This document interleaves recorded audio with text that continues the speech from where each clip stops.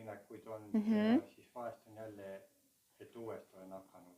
Selles mõttes, et vahest ei ole lihtsalt seda toitu nagu kätte saada olnud. Arusaadav. Kas olid enne seda vegan või kuidas sa läks? Ennem olin vegan, jah. Aha. Sealt edasi lihtsalt nii nagu keha ütles ja 15 aastat toores või. Talvel ikkagi ma aurutan juurikaid ja niimoodi teen ütleme, et kuuma veega püreesuppe ja niimoodi. Aha, okei. Aga suvel pole mingit küsimust. Muidugi. Jaa. Suvel on see hästi loomulik. Iseenda jaoks. Väga imeline. Jaa. Aitäh. Palun. Mina olen Maarja. Armastan ma iseennast, läbi selle armastab maailm mind vastu. Õige. Ja toitumist ma söön kõike. Aga ma küsin iga päev, mida sina keha täna tahad? Just. Küll hapendatud söögi, ampsu karulaugu hapenduse just hommiku võtsin ampsu, kui hea. Ja siis rahulikult sööd. Et ma olen nagu 1,5 aastat tagasi, kui Evelin käis, siis sellest hetkest ma hakkasin rohkem tähelepanu lihtsalt pöörama toitumisele ja toidule. Aga toortoitlane ma ei ole, et ma ikkagi luban kõike. Jah, ma kohe kommenteerin seda, et tegelikult on väga palju rolli pööratakse toidu sisule, aga enne kui see, mida sa sööd, peab tulema see, kuidas sa sööd. Ja enne kui me edasi lähme, ma tahan kohe ära öelda ühe minu jaoks väga suure ilmutuse viimastel aastatel on see, ma olen kõrvalt jälginud nii iseennast kui paljusid veganeid ja väga palju tervislikke inimesi ja ma näen seda, et kui sinu enese energeetikas ja sinu mõtetes, emotsioonides ei ole täit puhtust, siis tegelikult sina mürgitad ära selle toidu, mida sina sööd. See toit võib olla fantastiline. Mulle meenub see, kuidas ühes raamatus keegi ütleb väga hästi välja, et üks inimene tuli talle kurtma, et läksin austreid sööma ja ma sain halvaks läinud austreid ja küll ma olin haige pärast ja nii edasi. Ja siis see nii-öelda terapeut või kes mõistis asju ütles, et aga sa tõmbasid ise need halvad austrid ligi, sest sinu enese sees oli see nii-öelda see vastus või see küsimus nende jaoks juba olemas. Ja ma olen enda puhul näinud seda, et mida ilusamad ja rõõmsamad ja ülevamad on minu mõtted, seda vähem ma kahjustan oma toitu. Ja mul on olnud ka kordi, kus ma olen söönud fantastilist toitu, aga kui mu endaga ei ole kõik korras, siis on ikka pärast paha olla. Nii et kõige olulisem on see olek, milles meie oleme. Meie tegelikult ise määrame palju rohkem toidu juures kui toit. Nii, see oli sissejuhatus. Nii, räägi sina edasi. Tere, olen Jüri. Jaa. Imeline. Söön kõike. Olen olnud kunagi piimataimetoitlane. Okei. Õnnestusse. Siis tuli elu peale. Ja need on minu elu parimad aastad. Olin supervormis, tegin väga tugevasti sporti. Ja minu elu parim vorm oli sel ajal. Et võib-olla kunagi ei jätkan. Aga mitte siis juba ilma piimata. Ja siis ilma piimata, jah. Mul on meeles, sa lubasid mulle midagi siis, kui ma käisin seal kuskil väga kaugel Raplamaal. See oli seal, mis selle koha nimi on? Kus Jaanika, kus me esimest korda kohtusime, Jaanika tegi seal seda mõisa. Vot nii. Ja sa lubasid mulle, et järgmine kord, kui me kokku saame, siis sa sõidad ilgelt kalli autoga, sest sa oled nii palju süljestunud ja nii palju raha kokku hoidnud selle arvelt. Kuidas selle autoga on siis või süljestamisega? Ja ma söön, ütleme... Aeglasemalt. Ja tähendab, kui mina alustan, siis teised on juba lõpetanud. Suurepärane. Et see on terve elu olnud. Ma ei ole pidanud selle pärast eriliselt nagu tähelepanu sellele pöörama. See on mul loomulikult juba saadud. Kulla kallis. Jaa, seal on padi sinu jaoks ootab. Aga auto on... See oli... Jaa. Auto on sul kindlasti hea, ma usun, sest... Aga auto on piisavalt hea, mis teeb oma töö ära.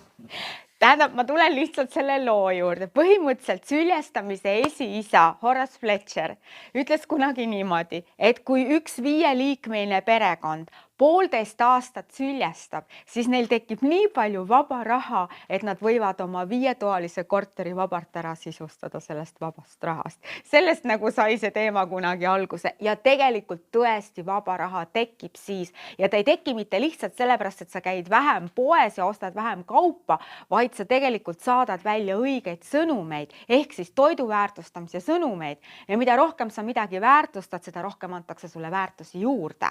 Ja tegelikult, kui sa sööd aeglasemalt, saab kõht varem täis. Nii ongi. Mina näen, kuidas inimesed on ammu lauast läinud, kui mina alles söön. Jah, ja sa ei söö rohkem koguseliselt. Just. Nii, väga lahe. Nii. Mina olen Heli-Anu ja mis nüüd puutub toitumisse, siis ma liiguks nagu selle tajutoitumise poole. Jaa. Nagu keha ise kuulates seda kehateadvust. Ma olen olnud ka kuskil 80%-ga vist toortoitlane mingi periood ja siis ma olen nagu natuke seda taimetoitlust proovinud ja ilma lihata, ma ei tea, 6 aastat vist ja siit ja sealt ja meditsiinimeediumi toitumist teinud ja kuidagi ei ole veel päris enda selle asjaga leidnud, et ma mõtlen, et see tajutoitumine võib-olla oleks kõige parem. See on imeline. Ja. Näiteks, mis see tajutoitumine näiteks minuga teinud on see, et vahel on niimoodi, et ma tahangi ainult ühte ainsat asja ja ma söön nagu sellest isu täis ja siis ta ütleb, et aga nüüd võtame selle, et ei olegi alati siukene segapudru ja siis vahel on niimoodi, et palun võta terve liud ja pane igasuguseid põnevaid asju täis ja naudi siis kaifiga nagu, et mida me täna teeme, on ilmselt see, et me sööme nagu segamini, aga jah, tajutoitumine kõige parem asi. Kõik sina oled ilus ja heas vormis ja kaunis ja imeline näha sind. Jaa, niuke rõõm on. Lihtsalt lindistab sinna poole. Vahelt võtan natuke teid. Jaa, aga mis ma pean rääkima? Räägi, kes sa oled ja mis sulle meeldib ja sa võid ka oma toidu kohta midagi öelda, nagu teised ütlesid, aga ei pea. Mina olen Riina. Mis mulle meeldib? Mulle meeldivad ehedad, armastavad inimesed. Nagu sa ise. Ja toitumise koha pealt see on saatnud mind kogu elu, ütleme niimoodi, toitumine ühe või teise kandi pealt, et kunagi, kui ma ülikooli läksin, siis ma läksin toitumise või seda toitlustamise keemiat õppima. Ühesõnaga see siis tulid need igasugused muud teemad mu ellu, muidugi toitumise teemad, kui lapsed olid väikesed, siis oli seal ka püüdlus lihavabale elule, toitlus ja nii edasi. Siis elumerelained on huvitavad, eks ju, kannavad sind siia ja sinna. Jah, et millalgi ma olin sügavuti sisse läinud sellest praanatoitumisest, et tõlkisin need raamatud Eesti. Aga räägi otse meile välja, kui sa saad, kui palju sa ise suutsid seda praanatoitumist teha või teed seda tänani või periooditi või? Ei tee sellepärast, aga samas ma tunnen neid voogusid küll. Kui ma nagu nende raamatutega töötasin, siis ma tundsin, kuidas mind kanti. Ühesõnaga, et kuidagi nagu siukene ja siis, kuidas sina ütlesid, mis sa ütlesid selle toitumise nimeks? Tajutoitumine. See on väga hea sõna sellele, kus ma praegu olen. Intuitiivne toitumine nagu. Ma ei ole ikkagi seda üleminekut teinud praanatoitumisele, sest mulle meeldivad maitsed ja igasugused sellised elamused ja ma saan väga palju oma elust, nagu vajalikust sellest särtsust sealt kaudu. Aga mul on huvitav see, et ma oleks muidu jaganud sinuga seda võib-olla isiklikult, aga las kõik nagu kuulevad, et mul on huvitav asi, et kui Jasmu Heen ilmub mulle, siis ta lülitab mind paariks päevaks nagu praana peale ja siis nagu lülitub nagu tagasi, et ta nagu käib ise nagu juhendamas. See on hästi imeline. Et mul on lõputu tänu nende raamatute eest, mis sa oled Eestisse nagu sisse toonud. Lõputu tänu. Ja siis nüüd huvitavad asjad, et kahandasin oma kehakaalu 10 kilo võrra. See on just nüüd ja millega sa seda tegid? Viimane seiklus mul selline. Seiklus? Nii.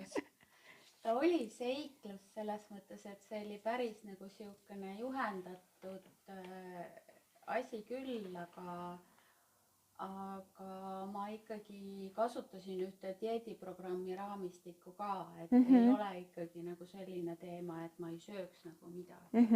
Ma olen niisuguseid asju ka teinud, et ma ei söö midagi, aga siis mu keha ei andnud ühtegi grammigi. Ta ei anna ära, ta hakkab kinni hoidma pigem. Jaa.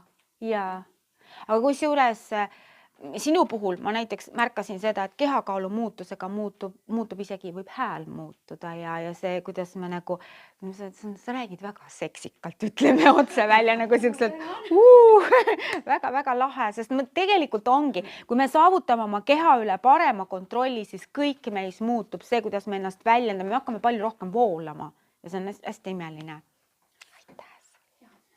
Väga suur tänu. Nii. Mina olen Piret. Ja. Minule meeldib lugeda. Ja. Ma söön kõike. Ja, okei. Aitäh! Nüüd järelikult tulebki välja niimoodi, et siin on nii toortoitlasi kui kõige soojaid kui intuitiivtoitlasi, siis ongi oluline see teema, et kõigepealt mõtestada seda, kes ma ise olen toidu juures ja kuidas ma söön. Olulisem asi enne seda, kui see, mida ma söön. Aga enne, kui me selleni läheme ja nendest natuke raamatu teemadest ja muudest võluvärkidest nii-öelda, siis teeme ühe sellise asja, et põhimõtteliselt enamus meist, kaasa arvatud mina, oleme praegu ilmselt beta-laines, aga võiks olla alfa-laines või sealt edasi juba midagi ja seda on väga lihtne teostada niimoodi, et hõõrume oma käed soojaks.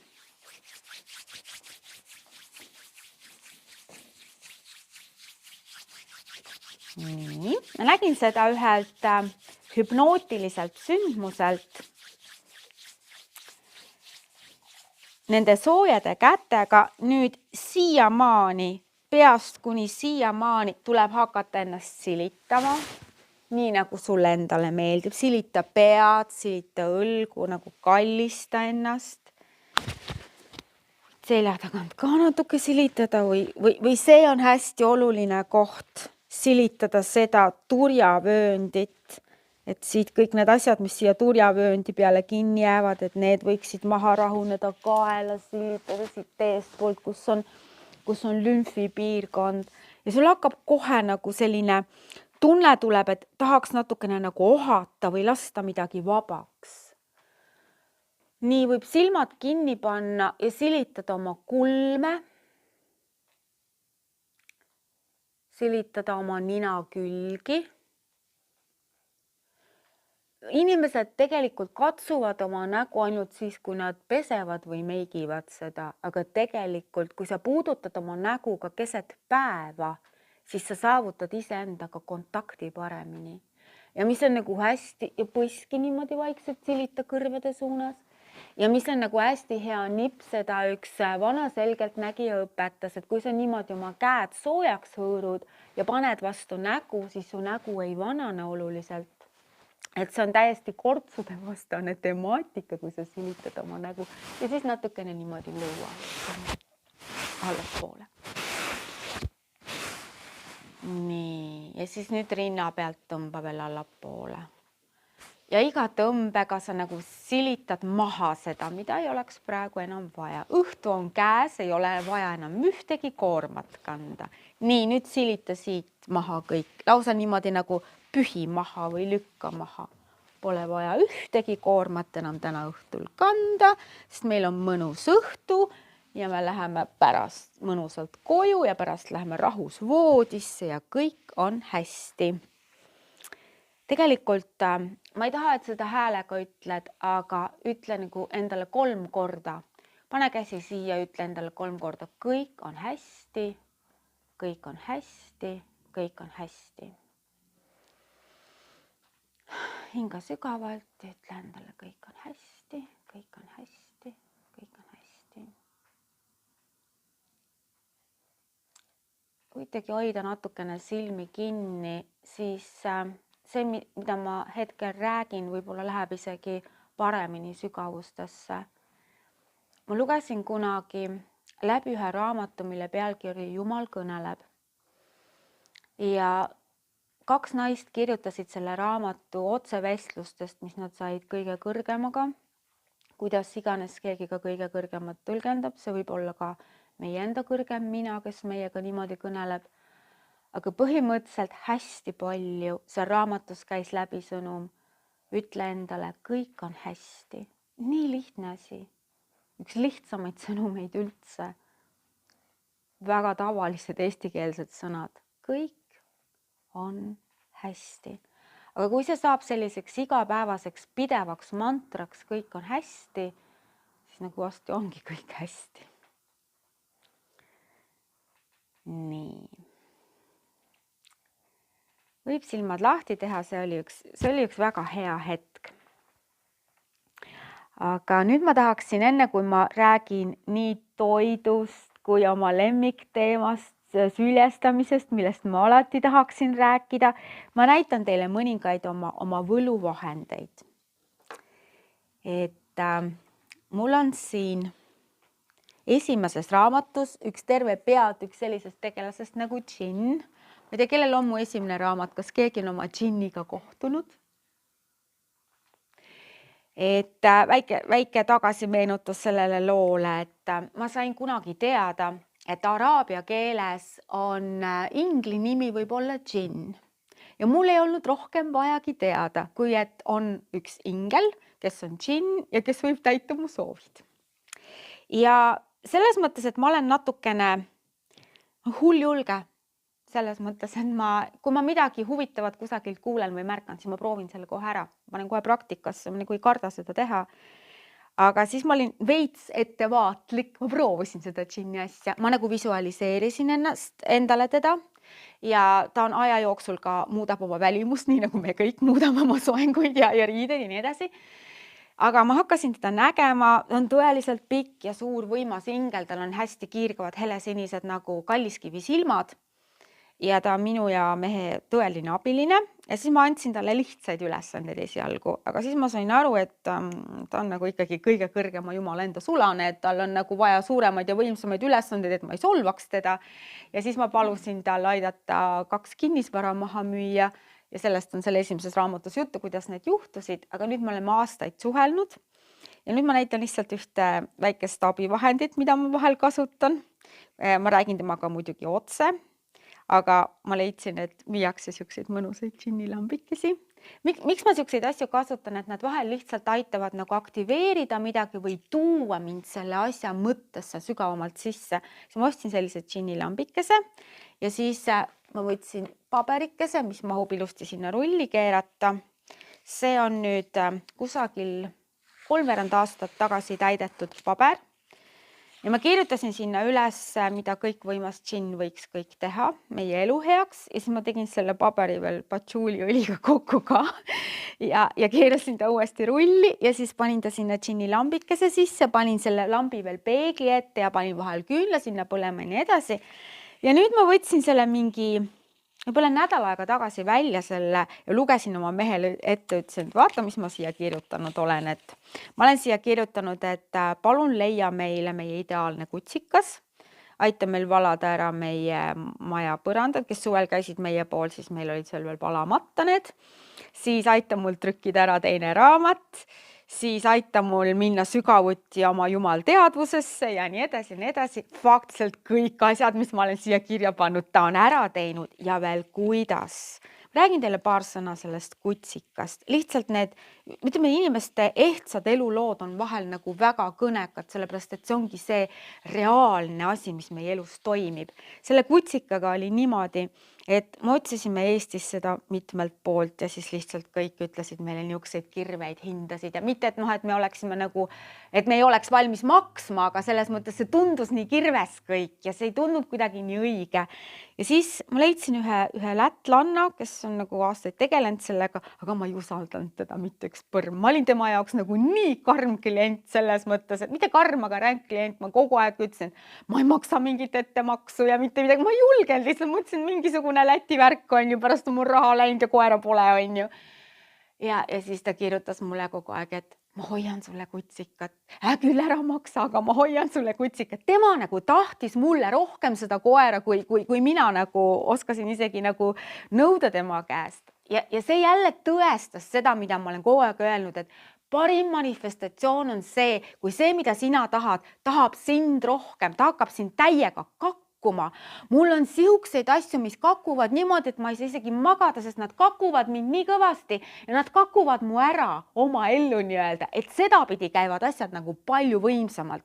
Et minu viimase autoga oli niimoodi, et ööd ja päevad see auto lihtsalt kutsus mind. Ta kutsus mu ära enda juurde ja see oli ka see tõde, kuidas ma mehele läksin. See oli ka niimoodi, et ma olin enne seda lugenud ühest raamatust, et naised, ärge otsige meest, vaid öelge endale, minu kuningas otsib mind. Ja ma hakkasin seda ütlema ja ta otsiski mind ja ta leidiski mind, kuigi ütleme, jumal match'is kokku meid, on ju, aga sedapidi see on nagu hoopis imelisem. See koeraga oli täpselt niimoodi, et see koer lihtsalt niivõrd tahtis tulla.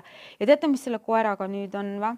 Ta on saksa lambakoer, minu unelmate koer, eluaeg olnud minu unelmate koer selline.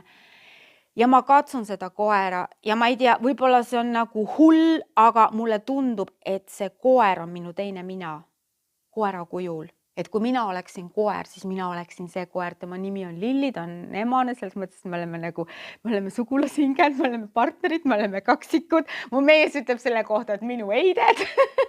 Kõige naljakam on see, et ta ütleb seda, et mu naine vänderdab tagumikku ja koer ka. Meie koer ei liputa saba, tema liputab tagumist poolt. Tal käib nagu liigelt nuga see tagumine pool ühele teisele poole.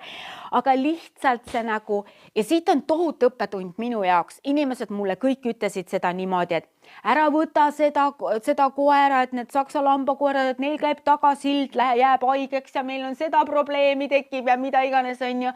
Et see sort on palju parem ja sellel on parem iseloom ja see peab pauem vastu ja see on tervem ja nii edasi, on ju. Ja ma kogu aeg tundsin niimoodi, et see kõik on üks suur jama, sest kui ma olen eluaeg oodanud seda, mis on minu hingele, siis ma pean võtma selle, mis on minu hingele. Ja ma tean, et kui mina teda armastan, siis ta elab peaaegu igavesti. ja see on kõikide asjadega, et mitte kunagi me ei tohi lasta teistel inimestel sisse rääkida seda, mida me peaksime tahtma. Me peame ise teadma, mida me tahame ja siis on meie elu tohutult õnnelik. Nii, see oli see kutsika lugu. Ja kõik need muud asjad, Siin tegi ära, nüüd ta käib ringi ja ootab põnevusega, et kuna tulevad uued ülesanded. Aga päriselt me lihtsalt ei olegi mõeldud niimoodi, et me peaksime ise nagu kõiki asju tegema. Las inglid teevad. Inglitele tohutult meeldib asju teha. Siin on ka inglid praegu selles ruumis. Siis üks minu väga võimas abivahend on see, et ma joonistan asjad ülesse ja siis nad hakkavad juhtuma. Ja mulle meeldib tohutult joonistada, teate mida, mulle meeldib joonistada raha. See on nagu nii lahe, aga ma joonistan seda niimoodi, nagu see tuleb minu seest, et võib-olla ma võtan mingi hetk ka mingi 200 või 500 ette ja joonistan järele. Ma arvan, ka sellel oleks väga tugev energia. Et ma toon näite ühel koolitusel, ma lihtsalt palusin inimestel oma suurimad rahatähed kaasa võtta, kui nad tulid. Ja ma küsisin nende käest, teate, kui ma veel kirikus olin, siis minu kohta öeldi niimoodi, et Evelin on lihtsalt võimatu, ta räägib ainult 2 teemal kogu aeg, armastus ja raha. Aga need on elus nagu nii põhilised teemad, pluss siis tervis veel ja looming, et sa saad nagu iseennast nagu välja elada loominguga.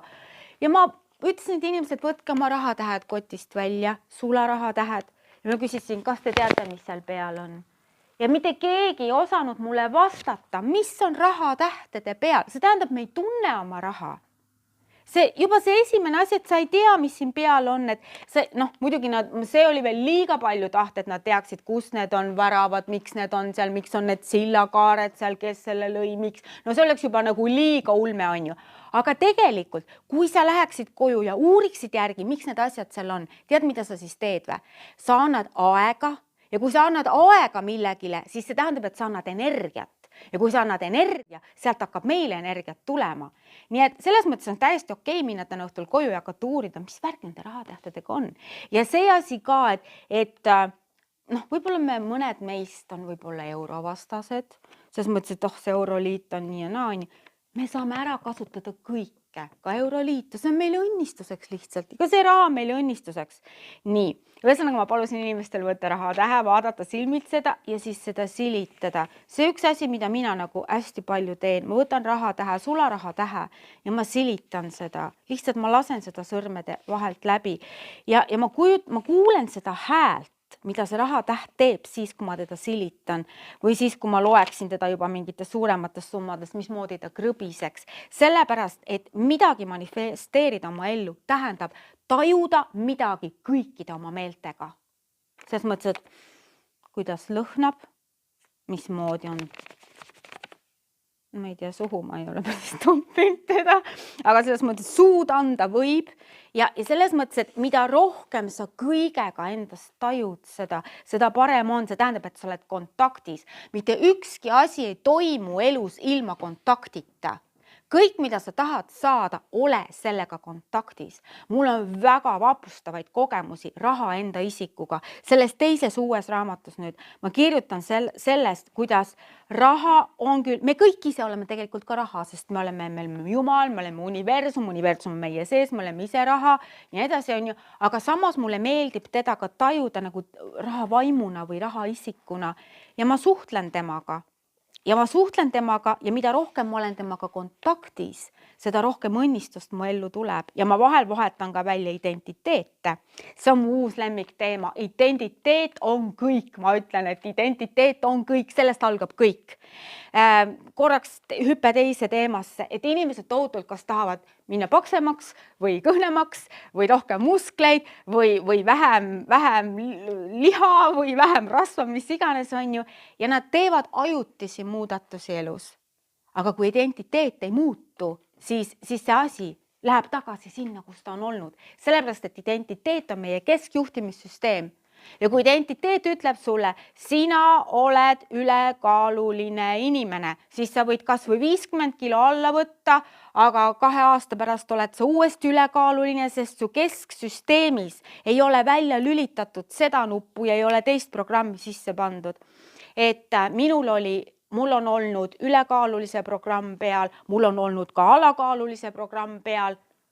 Mõlemad on olnud. Mu elu jooksul on ka nii palju ühes suunas ja teises suunas liikunud, aga nüüd ma hakkan juba aru saama nendest asjadest, et kuidas tulla nagu selle koodi alt välja. Näiteks üks minu alakaalu perioodi oli see, et üks teine inimene pani mind põhimõtteliselt koodi alla. Ta oli hästi võimas inimene, väga kallis inimene mulle ja väga võimas inimene. Ta ütles mulle, et issand jumal, vaata, miuke sa välja näed. Ma tunnen juba muret sinu pärast, sul on puusakondid väljas ja ma ei tea, mis ta mulle kõik ütles, on ju. Ja nii edasi. Ja mina nagu lollikene võtsin selle kõik vastu ja lasin hirmul tulla oma ellu. Ja siis see kõik nagu salvestus siia ja kõik nagu läks reaalselt allamäge. Muid põhjuseid olnud ka. Aga siis ma sain ühel päeval aru, et mul tuleb sellest identiteedist välja tulla. Ma ei ole kõhn inimene, lõpetage ära, see ei ole minu identiteet. Ja kui ma muutsin ära identiteedi, siis nagu hakkasid jälle kõik asjad paika minema. Et seda ka neile, kes nagu püüavad midagi muuta oma elu ükskõik mis valdkonnas, oluline on see, et sul siin toimub muutus, mitte seal nagu välistes kihtides. Et see on minu uus hitt-teema, see identiteedivärk. Ma kirjutasin sellest, muga juhtus mingi hämmastav imeasi. Ma olen eesti keeles siin nüüd natuke kirjutanud ja mõtlesin niimoodi, et nüüd peaks midagi inglise keeles kirjutama, et näiteks mingi e-raamatu alustuseks või niimoodi. 5 magamata ööd ja raamat valmis identiteetide teemal inglise keeles. Ma loen seda nüüd ise ja ma saan aru, et see on alla laetud, sellepärast, et mul on huvitav endal seda lugeda. Järelikult see ei ole nagu minu mõistusest nagu, vaid see on just täpselt sellest samast identiteedist, et me tegelikult alustame valedest kohtadest. Me alustame harjumuste muutusest, keskkonna muutusest, kõik head asjad, aga ei pruugi jääda püsima, kui siin seda põhimuutust ei toimu. Ja ma pärast räägin teile seda, kuidas minul toimus oma elu põhimuutus, üks suurimaid asju, mis minuga üldse on juhtunud, kui ma sain endale täiesti uue identiteedi. põhimõtteliselt on niimoodi, et inimesel on üks suur identiteet, kes ta on ja siis on tal väga palju teisi identiteete erinevas valdkondades. Näiteks lihtne näide, kui me kolisime maale elama, siis ma sain enda valdusesse suured aiad ja minu identiteet ei olnud selline, et ma olen nüüd suure talu perenaine, kes peab hakkama õppima aiandust ja kuidas nüüd see kõik ära kujundada. See oleks olnud identiteet, kes peab hakkama õppima. Ma ei võtnud siukest identiteeti. Ma olin esimesest päevast kohe superaetnik. Nii. Ja mis siis juhtus, oli see, et ma ühe talve jooksul omandasin faktiliselt kõikide olemasolevate, vähemalt meie sfääris siin, meie külma-kuumas tsoonis olevate püsilillede, põõsaste taimede nimed. Niimoodi, et nüüd minust vanemad inimesed käivad minu käest küsimas, et mis on selle asja nimi ja mis on selle asja nimi, kuidas seda kasvatada. See kõik tuli ühe talvega kätte. Sellepärast, et mul oli see, ma olen aednik ja nüüd eelmisel suvel ma tõstsin oma identiteeti veel kõrgemale. Ma hakkasin ütlema endale, et ma ütlesin endale inglise keeles, mina olen English head gardener. Et ma olen nagu mingi inglise peaaednik ja siis ma seal ringi käin, siis ma kujutan ette, et ma olen nagu mingi aristokraatliku lossi mingi peaaednik, kes nagu paneb siia selle ja siin on mingi roosivärk ja nii edasi. Tähendab, mida suurema identiteedi sa võtad, seda võimekam sa oled. Identiteediga tegelikult ei saa üle panna. Üle panna sa saad ainult sellega, et sa lähed teistele kellama, on ju võib-olla. Teised ei saa aru, kui sa ütled, et vaadake, ma olen siin nüüd praegu see, on ju, päriselt ka või. Aga enda jaoks sa ei saa identiteediga üle panna, sest meil on kõigil nii palju võimalik nagu sinna niimoodi kasvada. Et see on see, et me saame igas valdkonnas võtta nagu mingi identiteedi, aga meil on see suur peaidentiteet ja see peab olema paigas. Ma nagu ikka ütlen niimoodi, et probleem ei ole üldse nendes inimestest, kes käivad ringi, ütlevad niimoodi, et mina olen Jumal ja mina olen kuningas ja mina olen Jumalanna ja mina olen kuninganna ja mina olen see ja mina olen too ja ma tahan parimat oma elus, ma väärtustan ennast, või probleem on nendes inimestes, kes seda ei tee. Nendel ei ole identiteeti. Ja siis nad ei saa aru sellest, et sa käid ringi ja ütlesid, et ma olen see. Et minu eelmise sügise lugu oli see, et mul pisut käis tervis alla. Ma siin sulle natuke kirjutasin sellest, et põhiprobleem oli tegelikult hoopiski hirmudes. Et vaadake, nii kaua, kui me elame oma vanemate kaitse all mingis mõttes, me võime olla juba nagu väga suured inimesed, aga nii kaua, kui me vanemad elavad, on ikkagi mingi hea vari on, heas mõttes vari on üle meie. Aga minul isa-ema ei olnud enam ja siis kui me sinna maale niimoodi kolisime kahekesi sinna metsa, siis me pidime saama ise kõigega hakkama lihtsalt. Ja siis minu peale tuli mingi tohutu vastutus ja veel mingid hirmud ka, et äkki see kõik see ilus elu siin kukub kokku ja mis iganes on ju. Ja kuhu mina oma hirmud panin? Ma ei ole selline, kes räägib sellele ja tollele ja kolmandale sõbrannadele ja saunas ja kus iganes on ju. Ma panin nad kõik omale sapi sisse. Niimoodi ja minu vaene sapp ütles eelmisel sügisel lisaks veel mõnedele muudele vigadele. Üks viga, mis ma tegin, oli see, et ma tegin hästi palju igasuguseid toite ja ma maitsesin pidevalt. Ja keha ei taha seda, et sa kogu aeg maitsed. Nüüd ma olen pidanud ümber õppima seda, et kui ma teen mingeid cateringe või mingeid laatusi või mis iganes, et ma maitsen minimaalselt vähe, et ma teen sisuliselt toidu lõppstaadiumisse valmis ja siis alles maitsen, mitte kogu aeg seal vahepeal. Sest see on esiteks hammastele halb, aga teiseks see nagu kehale üldse väga halb. See oli ka see viga, mida ma tegin. Ja ühesõnaga lihtsalt eelmisel sügisel nagu see sapi asi läks nagu täiesti käest ära ja siis lisaks sellele nagu hakkasid nagu jõuetuse nähtused, mis on ebatavaline minu puhul ja väike nagu kokkukäimine ja liigne kaalukaotus ja nii edasi. Mu isa ilmutas ennast mulle teisest maailmast, tuli mu voodi otsa juurde, ütles niimoodi, et tüdruk, sa oled kartma hakanud. Ma mõtlesin, okei, mu isa oli hästi julge mees, sina mäletad, on ju. Ja siis ma sain aru, et ma pean tulema välja hirmudest, aga veel enam ma pean tulema veel suurematest asjadest välja tulema. Ja teate, üks asi, kui teil on kunagi midagi viga, ükskõik on see füüsiliselt, vaimselt või teie perekonnas on midagi valesti, kui on võimalik, ärge sellest mitte kellelegi rääkige. Miks? Sellepärast, et teised hakkavad sulle nii hullult tagasi peegeldama seda. Ja see on niimoodi, et räägid kellelegi, et no mul on praegu see probleem, on ju. ta läheb koju, ta mõtleb selle peale, ta suurendab seda energiat, mida ta kuulis sinu käest. Järgmine kord ta sind näeb, ta ei jõua enne mitte midagi veel mõelda, kui ta juba peegeldab sulle peale. Sa oled see, kellel on see probleem ja see lihtsalt kasvab ja kasvab ja kasvab see energia. Ja noh, minu peal oli ka mingisugused energiat, mida teised kõik kokku mõtlesid minu peale. Lõpuks ma avastasin, et inimesed mõtlevad, et ma olen haige. Ma nagu ei tundnud ennast haigena, aga teised nagu mõtlesid, et ma olen haige. Ja siis ma mõtlesin, et oodake, aitab sellest pullist nüüd. Ja siis ma sain aru, et ma pean võtma endale ka tervisevaldkonnas täiesti uue identiteedi. Ja see on see, mida ma tegelikult räägin nüüd teistele ka, et milline on sinu terviseidentiteet. Võime korraks nagu ise mõelda ka praegu, milline on minu terviseidentiteet.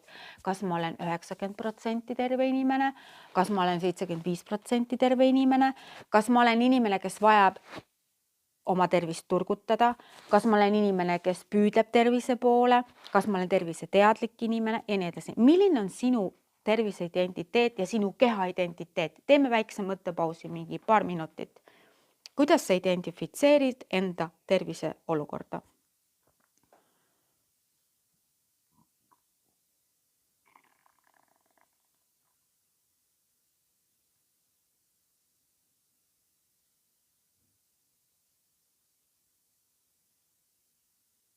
Nii ma küsin nüüd, kas siin seltskonnas on keegi, kes identifitseeris ennast täiesti terve inimesena? On siin keegi? Sina? Sina ka? Nagu inglise keeles öeldakse, good for you, väga hea. Sest mina sain sellest aru, et ma olen terve elu, ma olen ju tegelenud mitukümmend aastat juba tervise teemadega, et ma olen terve elu elanud niimoodi. Minu identiteet oli natuke veel ja ma olen täiesti terve. Ma teen veel seda asja. Äkki ma peaksin avastama veel selle asja ja siis ma olen täiesti terve. Või äkki ma peaksin mingit sellist toidulisandit proovima või midagi sellist. Või mul oli veel see identiteet, et ma pean oma tervise eest hoolt kandma. Mis ei ole iseenesest ju paha, aga siis ma sain aru, ainult üks asi aitab mind. See on võtta endale täna, siin ja praegu. Ma olen täiesti terve inimene, see identiteet. No ja mis siis oli? Siis ma hakkasin oma elu sellest identiteedist lähtuvalt kõigepealt vaatlema, küsitlema ja elama.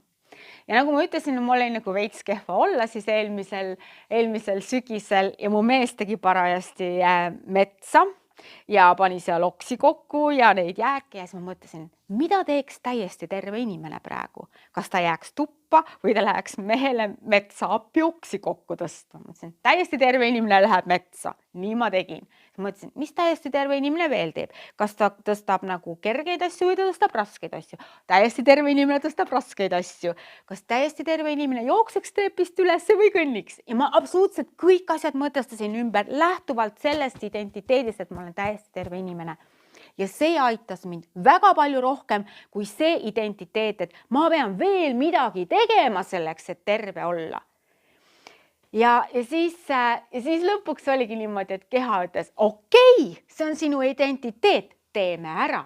Teemegi ära ja ta tegigi selle ära ja siis hakkas keha ise juhtima, et võta see asi oma ellu ja võta rakenda see praktika oma ellu. Näiteks siis minu ellu tulid kombucha ja sellised nagu väga tervendavad joogid. Ma ei tea, kas siin keegi on kombucha fänn, aga minul oli kunagi selline unistus. Ma ütlesin mehele, et kas ma võiksin võita näiteks terve kastitäie kombuchat. Küll oleks äge, on ju. Aga siis ma sain teeseene endale koju ja nüüd ma võin seda juua nagu lõpututes kogustes. Ja see on tõeline restardiallikas. See on tõesti nagu, ütleme, väga võimas noorendaja. Aga pluss veel mingid muud ägedad asjad. Ja siis juhtus minu elu üks vägevamaid asju üldse, mis mu elus üldse siiani juhtunud. Ma kuulasin ühte India gurut ja kõik need muud jutud, mis ta rääkis, olid ka väga ägedad, aga ühes videos ta ütles lihtsalt, jumala suvaliselt ütles niimoodi, et aga sa ei ole inimene. Sa oled vabatahtlikult siia kehastunud Jumal. ja see, kuidas ta seda ütles, ma olin varem ka seda teadnud, ma teadsin, et Jeesus ütles piiblis, et te kõik olete jumalad ja nii edasi. Ma olin nagu suhtunud ka teistesse niimoodi, nagu Indias ju tervitatakse üksteist, osad kogukonnad tervitavad niimoodi, mitte et tere Riina, kuidas sul läheb, vaid ma tervitan jumalikkust sinus, on ju. Ja õudselt ilus tegelikult, mõtle, kui me kõik niimoodi teeksime. No ma olin seda kõike teadnud, ma olin natuke praktiseerinud, aga sellel hetkel, kui ta seda ütles, see käis minust niimoodi läbi. Ma ütlen, et see käis mu sisekoodidest läbi, see käis minu luudist läbi, absoluutselt kõigest. Tollest päevast peale ma hakkasin suhtlema iseendaga kui jumalaga, mitte kui inimesega ennem, sest mul oli tegelikult siiamaani sellest, ja inimlikud nõrkused ja me kõik oleme inimesed ja anname andeks, ega me kunagi täiuslikuks ei saa, on ju, ja püüame, on ju, ja nii edasi, on ju. Vabandame ennast inimlikkusega, vabandame teisi inimlikkusega ja kuhu me siis lõpuks välja jõuame, me jäämegi inimlikule tasandile. Ma vaatasin täiesti identiteedi välja ja ma ütlen, et sellest on nüüd, ütleme, aasta ja 1 kuu võib-olla, kui see toimus identiteedi vahetus, mul ei ole heas mõttes pöörasemat aastat mitte kunagi olnud. See on täpselt selline tunne, et mida ma iganes mõtlen, kõik sünnib. Ma olin juba ennem lugenud kellestki, kes oli korraks sattunud jumal sagedusele, ta ütles niimoodi, et ma ei jõudnud oma mõtet lõpetada, enne kui asjad hakkasid juhtuma. On ju? Ja mul on nagu täiesti see aasta järjest, ma lõpuks tituleerisin selle aasta kõikide unistuste täide mineku aastaks, sest need lihtsalt lähevad. Ja täna ma tunnen seda, et ma isegi see, mis puudutab näiteks see homme, on ju, televisioon avastas selle, et süljestamisest tuleb Eesti rahvale rääkida. No alleluuja, lõpuks ometi, on ju. Ja see tuleb nüüd sellel aastal, kui ma olen astunud oma jumala identiteeti. Et nagu palju võimsamad asjad tulevad ja siis ma hakkasin tõsiselt mõtestama identiteedi küsimust ja siis ma sain aru, et ei ole vaja tegeleda harjumustega, koodide muutmisega, võib-olla kellelgi on vaja, aga minul pole vaja, uskumuste muutmisega, ma ei tea, keskkonna muutmisega, sõprade muutmisega, toitumise muutmisega, ma ei tea, mille kõigega veel. Jah, nende asjadega me tegeleme siis, kui me oleme tegelenud kõige esimese, kõige tähtsama asjaga ja küsima endalt, mis on minu identiteet. Ja kui sa saad identiteedi paika, teate, mis siis mul hakkas, mis elu mul siis hakkas? Ma hakkasin siis puhkama. See oli nagu nii lahe, identiteet teeb ise, identiteet kutsus teid täna siia kokku. Minu identiteet kutsus teid imelised inimesed siia kokku, mitte et mina oleksin pidanud õudselt vaeva nägema selle nimel, et teid siia täna saada. Ma sain juba tegelikult esimese raamatu juures aru sellest. Ma alguses nagu toppisin inimestele raamatut. Ma tean, et sa tahad seda raamatut, see on sinu stiil ja see on see, mida sa loeksid hea meelega. Esimese raamatuga oli see, kõik need inimesed, kellele ma pakkusin oma raamatut, pakkusid mitte keegi ei ostnud. Ma sain ruttu aru, et see asi ei toimi ja need, kellele ma ei pakkunud, need tahtsid ise. Selles mõttes, et see ei ole enam see elu, et siin tuleb muide, et mina pakun. Siin tuleb väga äge ärimõte juurde, kus juures ma olen nüüd aru saanud, et pakkuda ei ole vaja inimestele juba sellepärast, et see võib olla vale aeg.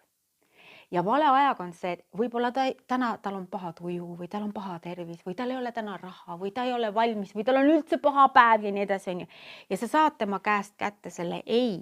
Aga öeldakse, et kui sa lähed midagi kellegile nii-öelda müüma, siis teie vestluse esimene asi võiks olla see, et sa saad ta käest kätte ja-sõna esimesena, on ju. Ükskõik millisel teemal, on ju. Sest kui inimene ütleb mingisuguse ei ära, siis ta paneb endale siia ploki peale, ta läheb ei sagedusse põhimõtteliselt ja ta võib pärast seda raamatut tahta, aga ta ei tule sealt eist välja enam.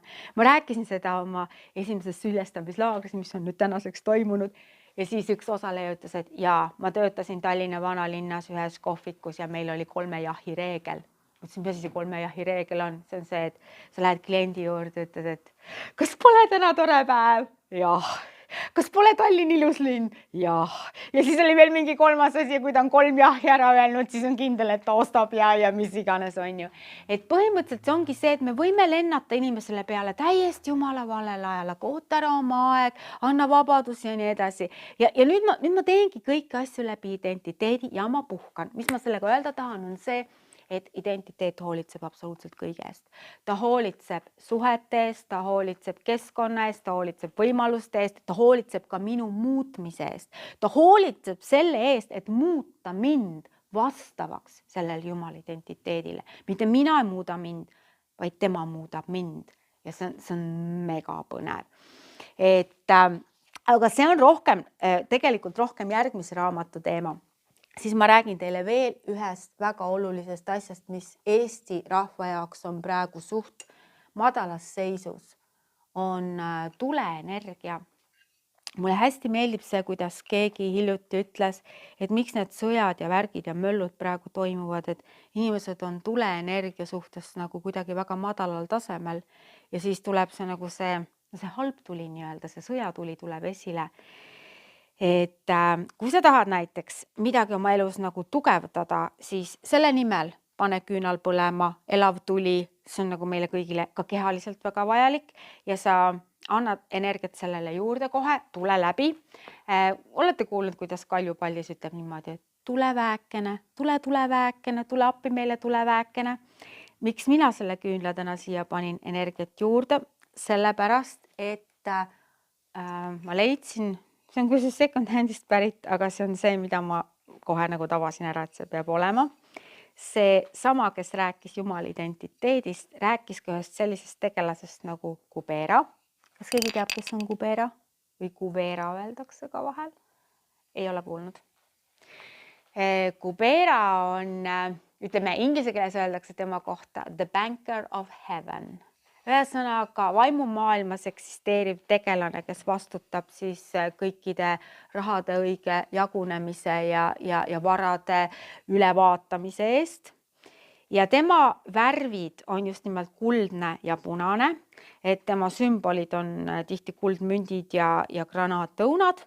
Ja siis, kui ma seda nägin, ma mõtlesin, täpselt on ju. Ja siis ongi, kui ma tahan teda väga aktiveerida, et ta tuleks ja juhendaks mind ja jaotaks nii, nagu asjad peavad olema, siis ma panen just see on mul Kubera oma.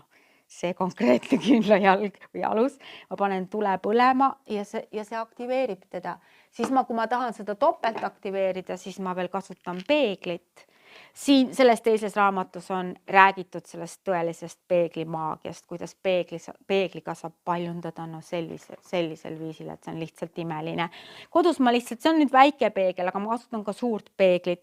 Et kui ma näiteks tahan nüüd paljundada, et mul tuleks varsti uus raamat, tuleks juba järgmine, siis ma paneksin niimoodi, et see raamat paistaks siia peeglisse, see hakkab päris kiiresti tööle. Et kuidas ma selle avastasin? Oli see, et mul on kodus üks suur peegel, mille vastas oli tühi tool ja selle peal oli üks käekott. Kujutate ette, naisterahval oli ainult üks käekott. Nii, et ei peaks ju päris nii olema, kleita ju nii palju erinevat värvi. Ja siis ma sain aru, et aga käekotile tuli teine juurde ja ma jätsin tolle teise ka sinna ja ta ei kujuta ette, mis mul seal praegu toimub. Seal on sellised Louis Vuittonist kuni selle, mul tuleb praegu üks fingefirma meelde, kõik siuksed firma käekotid, kõik on suht ise tulnud, ma ei ole mingeid tuhandeid sinna alla pannud, lihtsalt tulevad, sellepärast, et peegel kutsub neid, peegel võimendab, peegel tuubeldab. No ja siis ma kuulsin ühte inimest, kes ütles, et tema paljundab oma juveele niimoodi, et ta paneb oma kõige kallimad ehted, paneb peegli ette ja neid tuleb muudkui juurde, et temal olevat kogemata riidekappi sattunud peegel, siis ta vaatas, et mis värk on, riided muudkui tuleb juurde ja lõpuks tuleb veel riidekapi remont tuli ka veel sinna juurde. Ma olen ka igasuguseid muid asju paljundanud peegli ees, aga see on lihtsalt nagu selline imeline meile antud maagia, mida saab kasutada. Ma ei ütle, et kõiki asju peab tegema läbi maagia, kõige tähtsam teha asju läbi iseenda olemuse, aga need on siuksed head lisanipid, mida kasutada.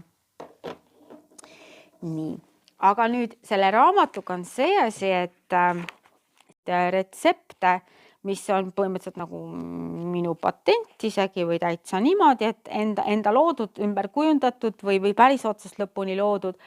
Aga siin eespool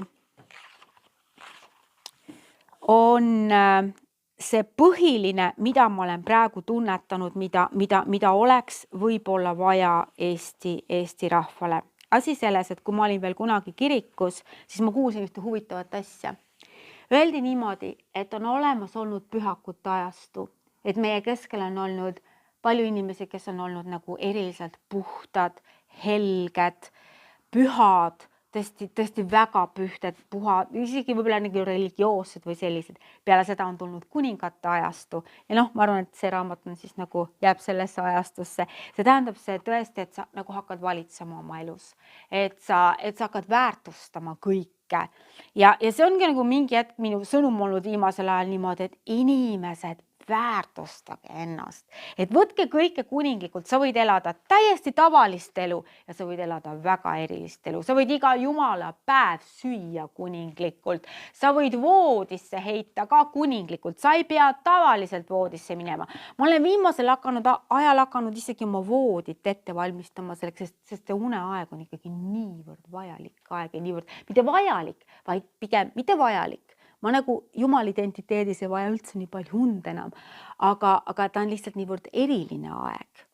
Ja siis ma olen hakanud voodit ette valmistama. Mitte see ei ole niimoodi tavaliselt, ma lihtsalt kukun voodisse, vaid ma ootan seda aega, sest mul on võimalus minna akasha väljadele või midagi ümber teha kellegi eluraamatus. Siin raamatus on sees, kuidas ma olen saanud inimeste eludes asju ümber teha. Ja see on nii huvitav, et akashas kõik minevik, olevik ja tulevik, kõik eksisteerivad korraga, et sa mõtled, et sa korraldad ümber kellegi mineviku, aga tegelikult sätid juba tema tuleviku täpselt samal ajal. See on õudselt äge. Ja siis mul oli selline periood, kus ma ootasin igat õhtut, et ma saaks voodis, et ma saaks akashasse. Mul on seal mingi kindel liin, kuidas ma sinna lähen. Seal on üks konkreetne ingel, kes on seal mingi receptionis või seal vastuvõtulauas. Ma lähen sinna, ütlen talle, ma tulin täna selle inimese küsimuses, ma tulin selles küsimuses ja siis ma kas satun mingitesse erinevatesse ruumidesse ja huvitav, et seal väga paljud asjad on raamat. Ei ole mingi digiversioon, on ju.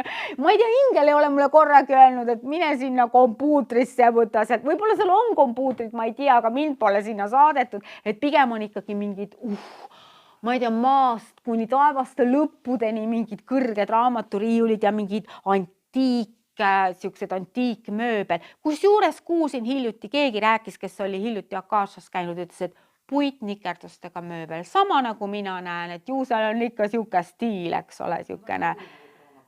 On ju raamatud ja mingi siuke mööbel, antiik, siuke vau on ju.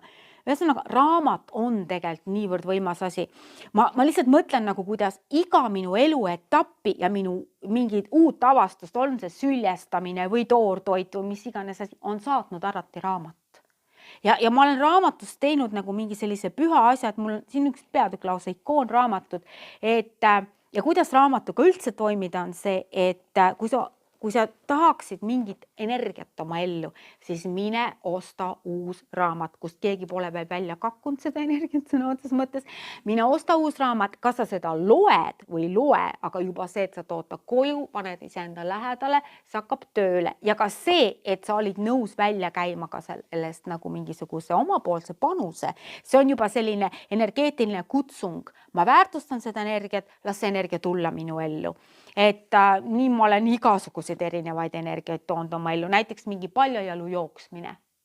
Ma ostsin raamatu paljajalu jooksmine, sest ma tahtsin seda oma ellu ja täna olen mina paljajalu jooksja, kes alles nädal aega tagasi käis metsas koeraga muda sees jooksmas. Kusjuures selle paljajalu värgiga see maandamise asi, see on lihtsalt nii oluline. Inimesed kaotasid kontakti iseenda ja oma ürgse päris olemusega siis, kui nad hakkasid 1960-ndatel kandma plastikust ja kummist jalanõusid. Sellest ajast hakkas tegelikult inimkond ikka rängalt alla käima, sest nad kaotasid kontakti iseenda olemusega. Mul on viimasel ajal nagu niisugused sõnumid tulnud, kuidas me peaksime maaga kontaktis olema. Ja miks taimetoit on kõrgem kui loomne toit on see, et loom kõnnib maa peal, aga taim on maa sees. See on hoopis teine tase. Taim ajab oma juured sinna alla ja kui meie tahame tegelikult olla hästi maandatud, ma ei tea, kas siin selles hunnikus on või ma olen selle kusagile jätnud. On küll. Vot see raamat, Inner Vegas. Ma ei tea, on kellelgi sellega midagi. Ma loodan, et ma jõuan selle ära refereerida mingi aeg ja siis laiali saata selle refereeringu. Põhimõtteliselt selle autor on mees, kes tahtis teada, milline on tema energeetika ja ta leisis viisi, kuidas saada kohene tagasiside, mis seisus sa oled. Me vahel mõtleme, et meiega on jumala hästi kõik, aga me ei taipa seda, et meil kuskil taga ajus siin mingi asi tiksub. Ja kuidas tema sellega toimetas on see, et otsis nagu tagasisideme kohta ja teate, mis ta leidis või? Ta leidis Vegase mängupõrgud ja tegi nendest pühad kohad. Ja kuidas ta seda tegi, on see, et ta hakkas alguses ise, aga nüüd ta õpetab gruppe, ta viib sinna terved grupid inimesi ja koolitab nad välja, kuidas kõrges armastuse ja ülevuse sageduses panna mänguautomaadid tegema tema tahtmist. Ja see käib niimoodi, et ta väidab, et mida puhtamas energias sa oled ja mida rohkem ka koostöö valmis sa oled teistega armastuses, seda suuremad on sinu šansid võita. Ja ta ütles, et see on hästi kiire viis saada kohene tagasiside, mis seisundis sa oled. Ja mina ise olen tegelikult, kui ma olin laps, siis ma kuulsin kogu aeg seda, et isa mul ütles, et isa kindlasti mõtleb nüüd teistmoodi seal teispoolsuses, aga siis ta mulle ütles niimoodi, et lootavõit, et see on mingi täielik jumala lollus on ja selles mõttes, et et miks sa peaksid nagu sinna panustama, kui sa ei tea, kas sa saad sealt midagi tagasi. Ja siis, kui ma nüüd täna, ma olen täiesti muutnud oma mõtteviisi selles küsimuses, selles mõttes, et kui meile pakutakse välja seda, siis ole valmis vastu võtma tegelikult seda, mida meile pakutakse. Okei, mängi mõistusega, arvesta palju sul on see eelarve, mida sa võib-olla iga kuu välja käid selleks, aga tegelikult, kui sa mõtled, kui sa oled õiges sageduses, sa käid võib-olla välja 500 või tähendab mitte 500, 5 eurot, aga sul on võib-olla võimalus võita seal 500 000 või 5 miljonit. See tegelikult on õige investeering siis, kui sa oled õiges energias. Ja ta õpetab nagu tohutult, kuidas olla õiges energias selleks. Ja ta ütleb seal juures ühte üliolulist asja, ta ütleb, et võita ei ole olnud tal kunagi võimalik ilma maandamata. Ja ta ei mõtle ainult seda, et sa ilmtingimata nagu palja jalu oleksid, vaid et su kogu olemus oleks maandatud ehk siis kontaktis iseenda oma keskmega ja sa oleksid rahuenergias. Ta ütles, et siis on võimalik võita. Aga kui sa oled hüperaktiivne, või tähendab selles mõttes, et kui sul nagu kõik siin mõtted hõljuvad kuskil, kui sa ei ole koondatud, siis sul ei ole seda võimalik teha. Ja ma proovisin järgi ja nii on. Sa ei saa nagu olla nagu ma ei tea, energiat laiali kuskil, sa ei tea, mida sa mõtled või kuhu sa lähed. Ma võin isegi olla rõõmus ja õnnelik ja ülevas meeleolus ja nii edasi ja see ei toimi. Ütles, et sa pead olema maandatud. Nüüd see maandamine on minu jaoks saanud ka reaalselt paljajalu niivõrd suureks reaalsuseks.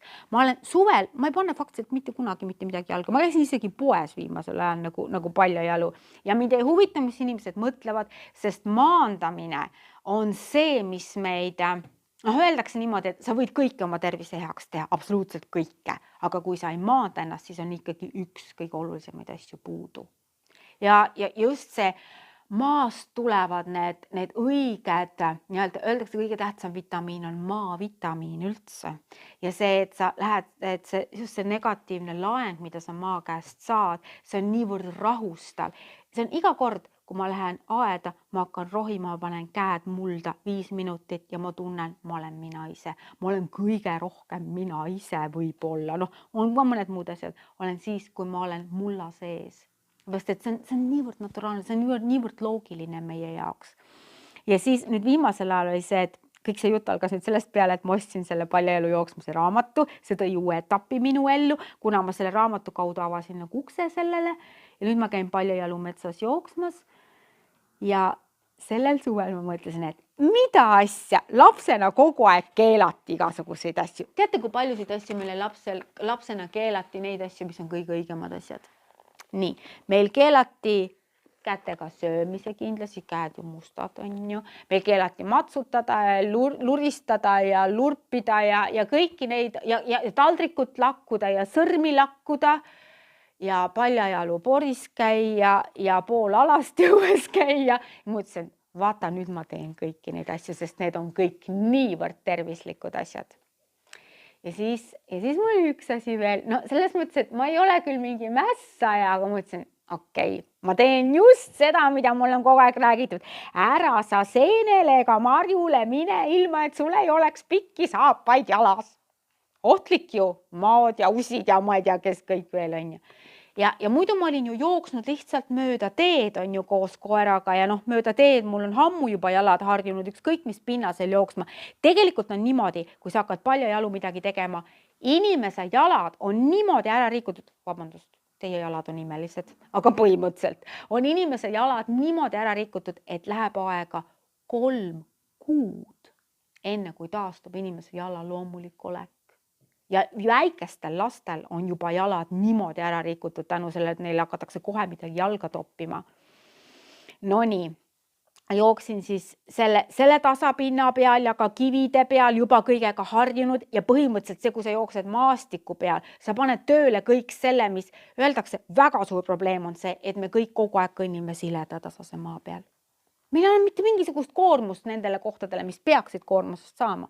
Ühesõnaga, kõik see koormuse värk, see juba kõik toimis, ma mõtlesin, okei, aga minna nagu päris süvametsa kõige selle risu ja räbu ja sammalde ja ma ei tea, mille okaste ja kändude keskele. Kas ma saan sellega hakkama? Mõtlesin, muidugi saan. Ja mind ei huvita mingid pikad säärikud ja selles mõttes, et madusid tõmbavad ligi ainult maod, mina kindlasti ei tõmba ligi, on ju. Ja siis ma läksin ja hakkasin käima seenel jumala paljajalu ja muga juhtus veel selline asi, et ühel päeval ma läksin, no meil on mets kohe niimoodi kodu ümber põhimõtteliselt. Ma läksin niimoodi, et ma ei pannud mitte midagi selga lisaks sellele, et ma võtan korraks sinu pleedi. Põhimõtteliselt ma soovitan seda kõigile, nii meestele kui naistele. Kui te olete märganud, ega ütleme siuke vanaaegne mees nii-öelda, ütleme kas või Kreeka kultuur või mis iganes, ega ta ei käinud teksapükstes, kindlasti mitte, ega sellistes pükstes, mis keskelt olid siit kokku lõigatud või kokku õmmeldud, vaid ta pani endale ka siin nagu mingi hõlsti ümber, on ju. Mina panin ka niimoodi hõlsti ümber, see käib nii naistele kui meestele, miks ma mainisin mehi, aga naisi, vanasti naised käisid lihtsalt undrukuga, pika undrukuga, on ju, ei olnud seal all nagu suurt midagi, on ju. Nii. Ja siis tõmbasin siia nagu vöö ümber, nii nagu vanades kultuurides, midagi muud mul siin nagu, noh, siin all ei olnud, on ju. Täiesti lõpp.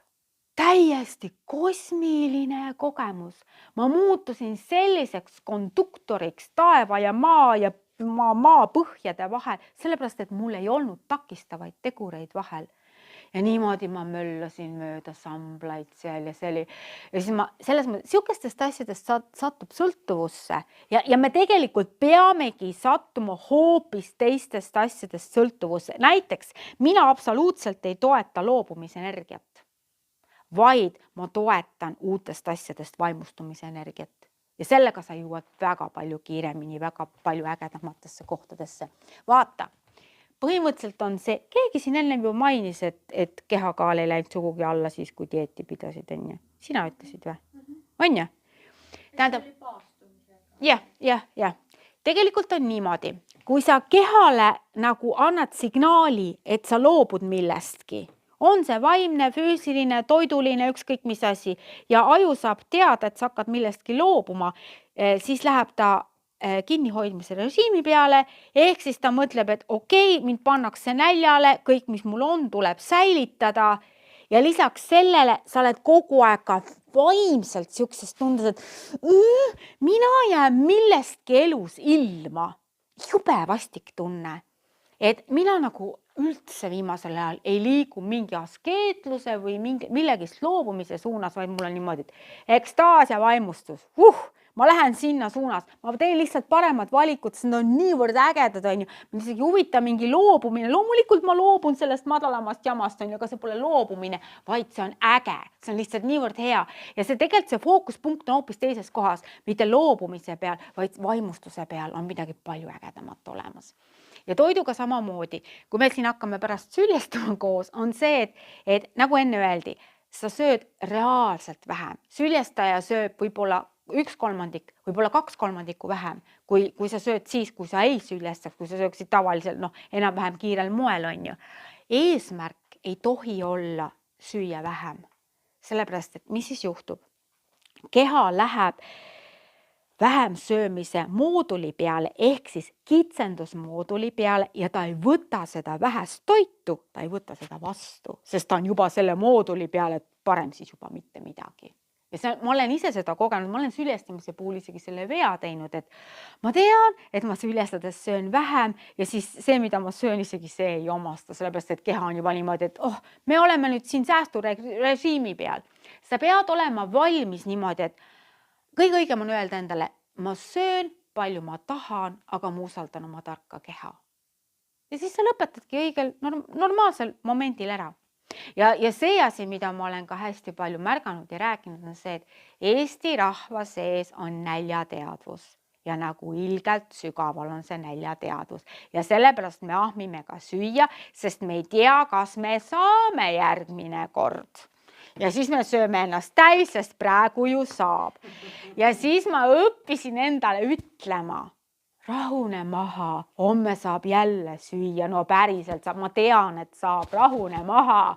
Sa ei pea täna nagu üle sööma hirmust, et äkki enam ei saa. Ja see on nagu nii tugevalt see nälja ja viletsuse ja vaesuse teadvus meie sees, et seda tuleb tõeliselt nagu tajuda. Et sellest teadlikult lahti öelda. Ja hiljuti oli ka see, et ma tegin seal toidugrupis, tegin ka selle postituse, et ma tabasin ära, kuidas me oleme nagu niimoodi koodide all kinni tänu eesti keelele. Ma avastasin seda, et me räägime, et Heli, ma tundsin sinust puudust. Või ma tunnen puudust heast toidust või ma ei tea, ma olen juba aastaid sinust puudust tundnud, on ja. Või siis see teine sõna, ma vajan paremat toitu, ma vajan iseenda aega, ma vajan armastust, ma vajan seda, et ma saaksin rahu ometi, ma vajan, et ma saaks tegeleda oma enda asjadega. Mida me kuuleme siin? Vajadusteadvus, puudusteadvus. Ja ma muretsen lapsed, ma muretsen raha, ma muretsen lapsed, saad aru, okei, raha veel on, me tõesti muretseme võib-olla raha küsimus. See oleks umbes nii, nagu ma enne rääkisin siin oma unelmate koerast, on ju. Okei, ma muretsesin selle koera endale. Ja tegelikult, kui ma seda tajusin, mul nagu sisehääl ütles, et kirjuta see välja, et inimesed juuriksid välja selle lause. Ma tunnen sinust puudust, ma vajan seda, mul oleks seda tarvis. Ja siis see, mis ta on, Helve Pärna? Ta on see mingi valguskuninganna Eestis nagu. Ta kirjutas sinna alla kommentaari, et väga hea, need on ju tegelikult koodid. Et meil ongi koodid sees, on ju, ja me räägimegi igasugust sihukest asja ebateadlikult. Hiljuti ma sain endale selle raamatu, eesti keele raamat on see Tere tulemast külluse riiki. Ja mida see autor ütleb niimoodi, et kõige rohkem viletsusse, puudusesse ja hädadesse toob ebateadlikkus. Et kui me teame juba, siis me saame midagi muuta, aga me ebateadlikult. On nii palju asju meie elus, mingi siukene tagaajus mingi surra-murra käib on ju ja muudkui siin juhib meie elu. Ja see põhjus, miks ma selle kuningliku raamatu kirjutasin, on see, et on aeg tõesti hakata nagu kuningaks, oma elu valitsejaks ja mis mulle tohutult meeldib, mulle meeldibki oma eluga mängida. Ma mängingi oma elu niivõrd kuninglikus kui võimalik. Et see on täpselt minu valik, et kas ma teen seda asja täna tavaliselt või ma teen seda asja kuninglikult. Ja ma valin, et ma teen selle asja kuninglikult ja see on äge. Ja ma pean praegu, selles mõttes varsti hakkame süljestama, sellepärast, et meil, see on väga tähtis asi, on ju, jutt on jutt, aga see, kuidas me läheneme sellele pühale lauale seal, tegelikult kõik on ju nii püha, on ju. Aga ma tahan öelda seda, et mul läks mõte meelest. Tuli küll üks lugu, mis ma tahtsin veel jagada teiega, aga hea küll, olgu, ju ta pidi minema. Aga nüüd mõtleme natukene selle toidulaua peale seal, et süljestamine on olnud aastaid teema minu jaoks ja eestlane on ka lääne inimene selles mõttes, et sülg. Või kui ma kunagi lugesin esimest korda süljestamisest, siis oli sõna ilat. Oli seal nagu päris kirjas, on ju, et õudne, mingi ila ja me ütleme ju, et ila jookseb ja selles mõttes, et ta sülitas minu peale. ma olen teile rääkinud seda, et idamaades on hoopis teine lähenemine. Vaadake, inimene on püha seal, tema sülg on püha, tema kehavedelikud on püha, kõik ongi püha, toit on püha, lähenemine on hoopis püha. Ja seal on ju see, et kui püha mees läheb kellegist mööda, siis kõik ootaksid, et ta sülitaks tema peale, sellepärast et sült kannab. Lisaks sellele, et seal on mingi, ma ei mäleta, kas seal oli mingi 3000 kuni 5000 väärtuslikku elementi on meie sülje sees. Loomulikult need osakesed on väga väikesed, aga nad on seal olemas. Ja sa saad neid tegelikult juurde toota. Ja kõigele lisaks seal sees on praana ja veel rohkem seal sees on sinu jumalik olemus, sinu iseloom, sinu see väärtuslik geeniusteadus, mis iganes. Ja sellepärast oligi, et kui püha mees läheb mööda, siis ta sülitab su peale, ta sülitas su peale tema oma olemust. Ja sa saad osa tema olemusest. Sa saad võtta tema käest mingi downloadi nii-öelda läbi sülje. Ja kui väike laps võõrutati piimast, siis tehti piimavõõrutuspidu. Ja piimavõõrutuse peole valiti välja keegi, kelle iseloomu sellele beebile taheti või sellele tulevasele suurele inimesele siis taheti ja paluti, et see isik, see keegi, kas siis püha või tugev või vägev või imeline inimene tuleks sinna võõrutuspeole ja selle beebi esimene toit oleks, et see püha inimene sülitab beebile suhu. Nad uskusid seda, et selle püha inimese olemus, ehk see on umbes nagu selles okasroosikese loos nagu haldja kingitus põhimõtteliselt, see haldja and on ju, et see hea haldes põhimõtteliselt annaks sulle midagi oma võimsast olemusest edasi. Ja nüüd mina olen hakanud ka suhtuma ka mitte ainult enda, vaid ka teiste olemusse, et me kõik oleme niivõrd pühad. Üks asi, miks meie jaoks tegelikult on sülg olnud siuke nagu on. Esiteks, me sööme mustalt, tänapäeva inimene, ja teine asi, me räägime mustalt. Sest vaata, öeldakse, mida sülg suhu toob. See tähendab, et meie sülg on mingis mõttes ka rüvetatud sellega, et me nagu ütleme välja igasuguseid asju, mis ei ole puhtad. Mul tuli praegu meelde, meil on paljudel võib-olla hammastega tegemist, mul endal ka, sest hambad on meie kõige tihedam kude ja need asjad, mida me kuidagi tihendame enda sees, mida me ei lahenda ära, nad jäävad kusagile meisse, nad lähevad meie kõige tihedamasse kutte peitu, ehk siis hammastesse hakkavad seal lõpuks oma elu elama ja probleeme tekitama. Aga mul tuli praegu meelde, kuidas üks üle 90-aastane vana mees läks pastori juurde, tegi suu lahti ja naeratas talle nagu oma kõigi oma isiklike, mitte proteeste, vaid isiklike tervete ja säravate hammastega, ütles talle niimoodi. Kas sa tead, miks mul on nii ilusad hambad? Sellepärast, et ma ei ole elu jooksul mitte kellegi kohta mitte ühtegi paha sõna öelnud. Ja tema reaalselt uskus, et tema energeetika on puhas, tema sülg on puhas ja sülg on just tegelikult see, mis reaalselt hambaid kaitseb. Ja kui me nüüd hakkaksime oma elu nagu niimoodi rihtima ümber, et ma räägin puhtalt, ma söön puhtalt, siis mu sülg on puhas ja püha. Ma suhtun sellesse kui milleseks väga väärtuslikku ja pealegi sülg on ju see tõlkija, kes toidu tõlgib minu keha keelde.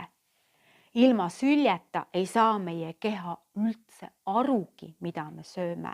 Juba see, sa ei saaks ilma süljeta maitsestki aru, sest sülg on see, mis avab toidu maitsed meie jaoks. Ja kui väärtuslik kõik see on ja siis ma olen, vaata siit, kui te nüüd saate selle raamatu, kes ei ole veel saanud, seal on terve, ma kuulutan seda suurima rõõmuga, siin on Eesti esimene täispikk peatükk süljestamisest. Ja see on lahti kirjutatud ka see, kuidas sa saad sülje juurde liita veel väärtuslikku. Sa saad tõmmata kosmosest juurde süljele energiat, sa saad loodusest tõmmata, looduselementidest, päikesest, kuust, kevadest, suvest, talvest, millest iganes. Sa saad seda liita oma süljega ja alla süüa, et see saab osaks sinust. Lisaks sellele sa saad oma unistusi sinna juurde lisada. See, mida sa söögi ajal mõtled, see manifesteerub. Sellepärast miks? Sest kui sa hakkad sööma, siis sa automaatselt avad ennast ju, muidu sa ei saaks ju süüa. sa oled ju avatud olekus, on ju. Ja kuna sa oled avatud olekus, siis kui sa söögile ajal mõtled roppusi või sa mõtled midagi halba kellegist või kui sa mõtled vihamõtteid, teatud riikides öeldakse, kui sa oled kellegiga vaenujalal, siis sa süüa ei tohi. Sa ei tohi sellel ajal süüa enne, kui sa oled temaga ära leppinud või vähemalt iseenda sees siin kuskil mingi rahu loonud. Sellepärast, et sa sööd selle sama asja endale koos toiduga sisse, koos süllega sisse. Ja nüüd see ei ole söögilaua jutt, aga see on oluline näide. Enne söömist ühel korral rääkis minu sõbranna oma elukaaslasest. Ja elukaaslane oli talle keeranud nii palju käkke kokku, et see oli lihtsalt hirmus. Ja ta jagas neid lugusid minuga. Ja mina läksin koju ja muudku mõtlesin Aivar nii, Aivar naa, Aivar nii, Aivar naa, mis ta küll minu sõbrannaga tegi, kuidas ta niimoodi toib ja miks ta talle üldse raha ei anna ja nii edasi, nii edasi. Ja samal ajal ma sõin. Ja mis juhtus? Ma ütlen, see ei ole söögilaua jutt, aga see on oluline jutt. Poole tunni pärast ma läksin lauda taha ja ma oksendasin kõik selle toidu välja ja igal suutäiel oli Aivari maitse. See oli lihtsalt kohutav. Ma tundsin, ma reaalselt oksendan seda inimest enda seest välja. Ma olin ta endale sisse söönud ja nüüd pidin ta välja oksendama. Aga siis ma hakkasin tegema hoopis teisiti. Kui ma hakkasin sööma, siis ma viisin ennast kujutelmades, viisin mingisse teise reaalsusesse, kas vaimsesse maailmasse mingisse paika või ka selles meie planeedil asuvasse paika, olgu see kas siis Como järve äärde või siis vaimses maailmas mingid kohad, kus ma käin. Ma nagu siin Helile üks päev kirjutasin, et mul väga tihti ongi mitu akent lahti, nagu arvutil võib olla mitu ekraani peal mitu akent lahti, mul on ka mitu paralleelmaailma lahti. Ma lähen mingisse kohta ja kui ma olen seal oma kujutlustes ja kui ma samal ajal söön, mida ma teen siis oma kehaga, ma tõmban kõik seda asja enda sisse. Ja mul on olnud niimoodi, et ma olen elanud siin. Ma elasin tollel ajal veel Otepääl, ma mäletan, aga ma tegelikult elasin oma olemuses 2,5 kuud elasin Monacos. Lihtsalt, et aru, ma tunnen kogu kehaga, ma olen Monacos, ma ei ole Eestis. Ma elasin nagu pidevalt ja tänu sellele, Monaco teate ise, mis Monacoga kõik kaasa, peale seda tuli nagu sihukesed õnnistused mu ellu. Ja kui sa nagu teadlikult oskad toiduga oma avatud olekule juurde lisada kõik need positiivsed energiat, siis sa tegelikult võidad tohutult palju. Sa saad reaalselt toiduga manifesteerida, sest sa muundad ennast, muudad toitu, et see oleks niisugune sissejuhatav asi toidule. Nüüd me teeme niimoodi, et läheme sinna toidulaua juurde, paneme endale toidu valmis, aga sööma nagu ei hakka.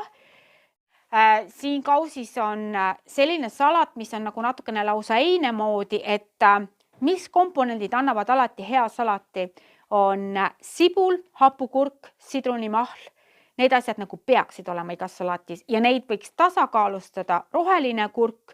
Tomatit tasub panna vähe, sest see ajab muidu salati väga veele ja mis on väga hea salati sees on avokaado. Selle ma panen alati lõppu, sest see annab sellise nagu natukene niisugust rammusat ja salati põhimõte on see, et erinevad maitsed peaksid olema esindatud. Hapud peaks olema, magusad peaks olema, soolast peaks olema, vürtsikad peaks olema, siis sa saad sellest salatist juba niisuguse tunde, et vau, täiskogemus on ju. Nii, need siin, nende kausikeste sees on leivakesed, see on seesami, oliivi ja kaalikaleib. See siin on chia-seemned, linaseemned, köömned, sibul, tomat, see on põhiline. Natuke hapukapsast oli ka siin sees. Need on sibulakrõpsud, need on siis sibul, sidrun, mustsool, karri, vääris oliiviõli nagu niimoodi marineeritud ja pärast kuivatatud. See on selline tüüpiline nagu India pähkli juustumääre, küüslaugu, sibula, sidrunimahlaga ja see on mango, ingveri, karri kaste. Seda siis võite panna salati kõrvale või määrida nende leivakeste peale.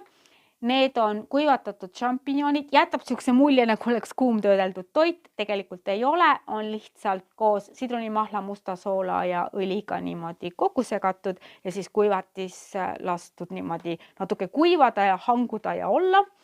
Ja need on noorilehe sisse keeratud natukene vürtsikam pala, et siin on hapukapsas, paprika, sibul, küüslauk, selline püree tehtud. Püree on pandud siia sisse, siis noorilehekene on niimoodi rulli keeratud ja 2 resti vahel kuivatatud, et meenutaks natukene, siia saab erinevaid sisusid teha, võib nagu niisuguse vorsti teha lausa, aga see on lihtsalt nagu paprika selline suupiste. Ja pärast, kui te olete soolase söönud, siis võib tulla magusa kallale. Need on üks ja seesama, see koogikene, see on uus koogipõhi, see on nagu pooleks tehtud India pähklid ja jakavili. Mõlemad on ära jahvatatud, kookossuhkrut ka pandud, natukene vaniljet, natukene roosat soola. Magusatesse toitudesse käib siis roosasool või meresool, soolastesse mustsool. Teisipidi ei tasu segamini ajada, muidu magusatesse mustsool ei sobi, et siit saate koos põhjaga siis lõigata endale väikse lõigu ja peal on marja India pähklikreem. See siin meenutab välimuselt niimoodi natukene mingit küpsetatud asju, eks ole, et seda kutsutakse nii-öelda nagu banaanistritsliks. See on kuivatatud banaanilõigud ja vahele ma tegin pistaatsia pähklikreemi vaniljega, et seda siis saab lõigata endale siuke paras suutäis. Jah, räimevõileib. Nii, need on toorkakao ja tonkaua pallikesed ja need on India pähkli roosivee sellised kangikesed, siit võib endale siis ka mingi ruudukese lõigata. Nii et 4 sorti magusat ja see pool on siin soolane. Okei, aga siis pange endale mingi soolane ports valmis ja siis alustame koos toidumeditatsiooniga. Imesi teha. Aga kui sa oled ka mees, võid ka seda teha. Ma tegin seda üks päev ja see töötas nii hästi. Võtad hommikuse sülje, määrid vasaku käe, peopesa vasak käsi on meil vastuvõtukäsi ja parem on andmise käsi. Määrid siit kokku ja võtad korralikku, väärtuslikku toormett, kui on. Ja määrid meega üle ja siis segad mee ja sülje siin ja hoiad nii kaua, kui on võimalik hoida. Et see nagu kogu maja ära ei kleebi. Aga mesi üldiselt hakkab vaikselt imelduma siia sisse ka niimoodi.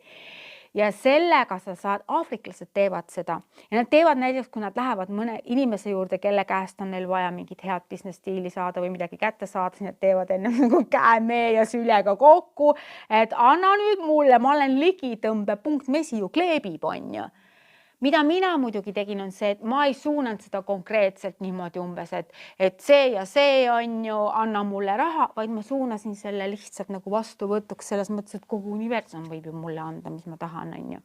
Et sa ei pea nagu kedagi sundima selle läbi endale midagi andma, sest see oleks nagu pahanõidus. Aga põhimõtteliselt sülg ja mesi koos töötavad ja kodus, mis ma veel teen, on see, et ma hoian kogu aeg meepurk ja kookosrasvapurk on kogu aeg laua peal kõrvuti. Küllus. Vanadel eestlastel oli mesi ja või, aga kuna ma võid ei söö, siis mul on mesi ja kookosrasv on niimoodi koos seal. Okei, aga see selleks.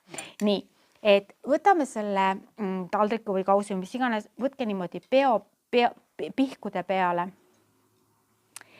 Ja esimene asi, mida toiduga tuleb teha, on see, et sa ei saa midagi omandada, kui sa teda ei armasta. Nüüd vaata seda toitu ja püüa teda armastada. Ja kuna ta on nagu hea toit ka, siis on kerge teda armastada. Et lihtsalt armasta teda, suun armastav pilk tema peale.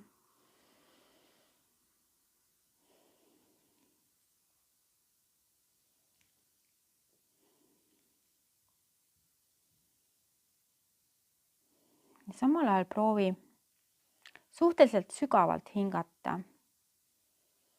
Sest sügav hingamine viib meid parasümpaatilise närvisüsteemi valitsuse alla, mis on ainuõige tingimus seedimiseks, sest kui me oleme sümpaatilise närvisüsteemi valitsuse all, siis me ei seedi hästi. Ka meie sülje kvaliteet on hoopis tihedam. Mida vedelam on sülg, seda paremini sülg lõhustab. Nii et mida rahulikumad oleme, seda vedelam on meie sülg, nii et rahulikult hinga, vaata toitu.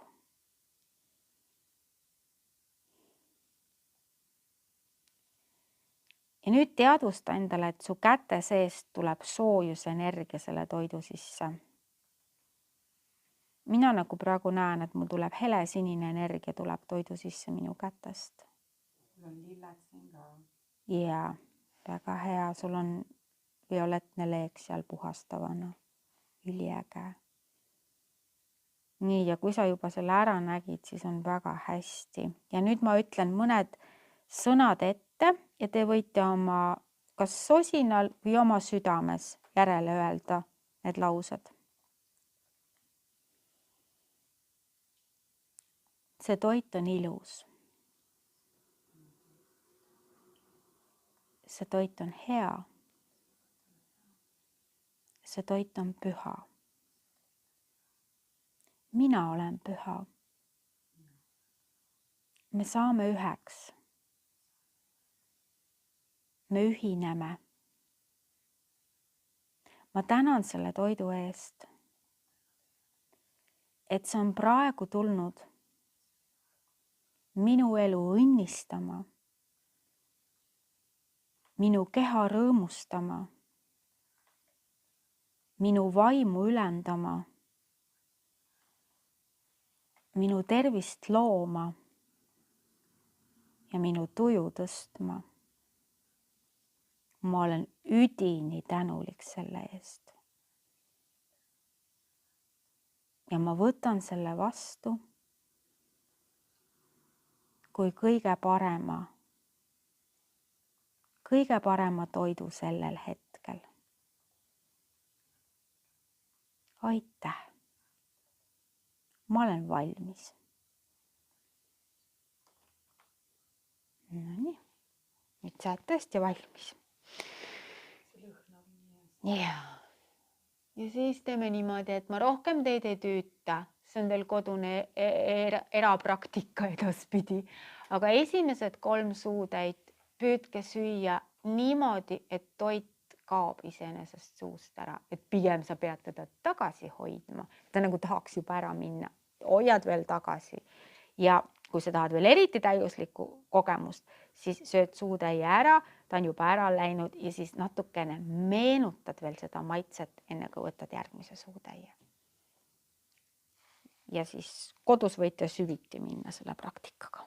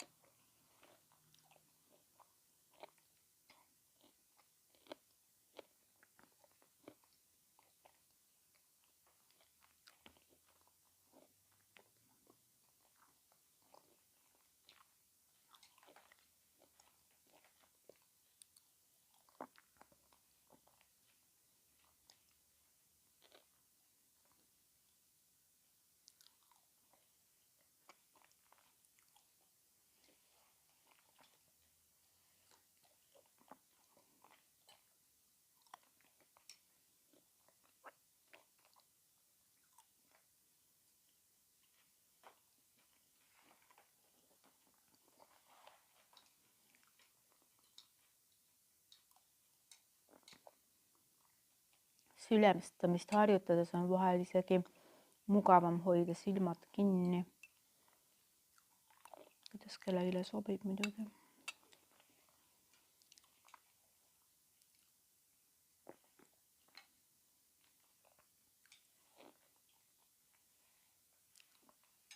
Ja seda on ka hea teada.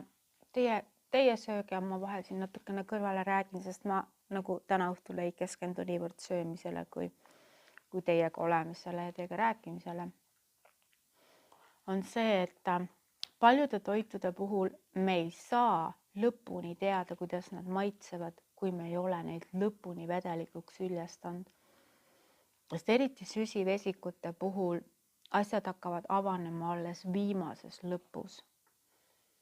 On mõned toidud, mille kohta öeldakse, et kui sa nad hästi vedelaks süljestad, siis nad muutuvad magusaks. See on just see, et seesama amulaas, see ensüüm meie süljes hakkab siis ütleme niimoodi tärklist suhkruks muutma ja siis läheb kõik magusaks, siis sa saad aru, et ma olen oma suust töö ära teinud, sest seedimise töö algab tegelikult suus ja mida paremini sa teed seedimise suus, seda imelisemalt kogu ülejäänud süsteem toimib. Sest see on täpselt nii nagu ükskõik millise tehase tööliin, et kui esimene tüüp jätab töö tegemata, siis on kõikidel järgmistel jama. Nii et suu on esimene koht.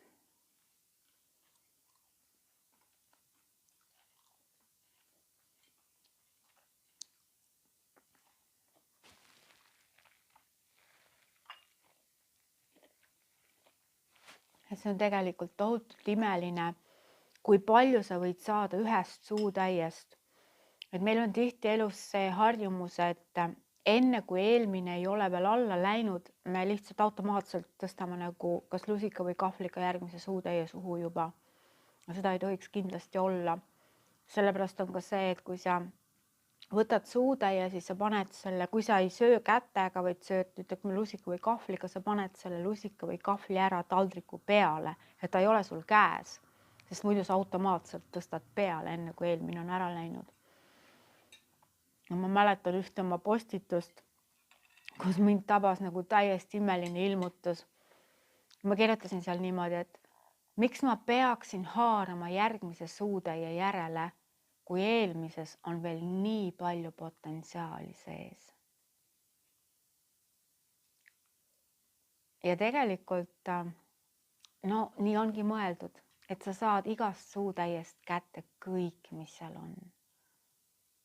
Miks sa peaksid raiskama ühte suutäit? Võta kõik, mis seal on.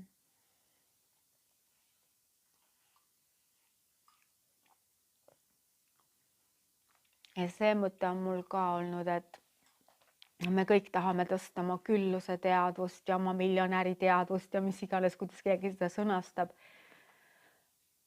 Esimene asi, mis minu jaoks tähendab, mis tähendab olla miljonär, mul on aega süüa. Ma kasutan praegu igal hommikul peale kirjutan. Ma olen naerutusa miljonär brändi nimega. Ja. Ja mul on täna kogu maailma aeg. Täpselt. Mul on täna kogu maailma raha. Ja. Mul on täna läbi kohavälja kogu maailma teadmised, millist elu ma nüüd elan. Ja. Kohaväljaga on võimalik keeli rääkida. Ja. Kui sul on aega, siis sul on ka aega süüa. Ongi. Ma võtsin täna hommikul endale 4 tundi. Wow. Ei, mitte söömisele, vaid endale. Endale 4 tundi. Ujumine, toit tegemine, kõik see enda korjatud asjad sinna pudrula peale pannes. See oli nagu nii võimas ja siis pärast 2 tundi tegin tööd. Jumal äge on ju. On ju. Ja. Minu elus toimus ka täielik väljavahetus siis, kui ma sain aru, et ma ei pea edasi lükkama seda aega, kus mul on aega teha neid asju, mida ma teha tahan. Ainus meetod, mis töötab, on see, et sa täna hoolimata kõigest hakkad kohe tegema kas või natukese haaval seda, mida sa teha tahad. Sest see hakkab kasvatama seda energiat sinu elus, et sa saadki teha seda, mida sa tahad. Ja hästi lahe asi oli see, et teie käisite mu 50. juubelil suvel. Mul on üks väga suur au, et te käisite. Ma olen siiamaani nii tänulik. No jah, ei ole jah. Ma olen 2x25 on ju.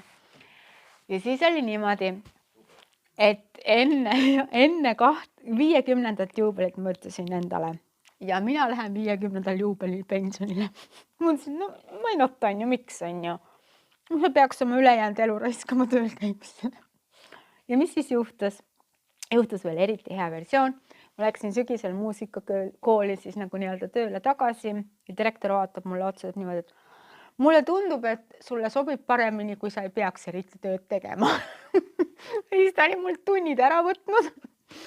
Ja siis Ja siis ta oli nagu mulle vähem tööd jätnud ja mina mõtlesin, no kuidas ma talle nüüd ütlen, et noh, palka saab nagu vähem, aga tööl peab ikka 3 päeva nädalas käima ja bensiini maha sõitma. No mul on ikkagi Pikassillast Otepääle ikkagi natuke sõita ka, on ju. Siis ta ütleb mulle niimoodi, et ei, see on sinu jaoks aja ja ressursside raiskamine, kui sa siin nii palju käid. Tee niimoodi, et sa saad võimalikult vähese ajaga oma töö tehtud. Nagu lihtsalt tema ütleb mulle siukseid asju ette. Ja siis nüüd niimoodi ongi, et ma käin seal hobi korras, naudin, chillin, ei väsi ära ja vald maksab mu maksud. Kui imeline on ju. Ma ei taha oma firma arvelt makse maksta. Mulle üldse ei meeldi, kui ma näen, et mu firma raha läheb nagu mingide maksude peale. Ma ei taha seda, las vald maksab, on ju. Ja sisuliselt ma tunnen ennast nagu noorpensionär. Lihtsalt nii imeline. Aga see on just see, et nagu panedki enne paika, kuidas sinu elu peab olema ja nii ta lähebki. Nii äge.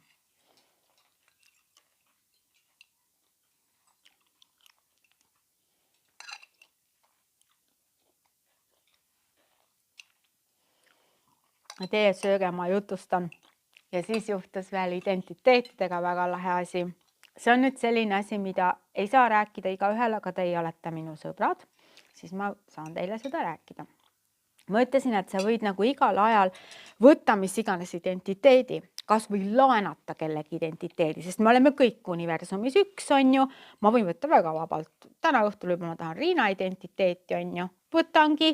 Ja sina ei kaota sellega midagi, sina ei jää vaesemaks, et mina sinu identiteeni laenan endale täna õhtuks, vaid sinu jõud mitmekordistub, sest ma olen väärtustanud sinu identiteeti, sina saad jõudu juurde.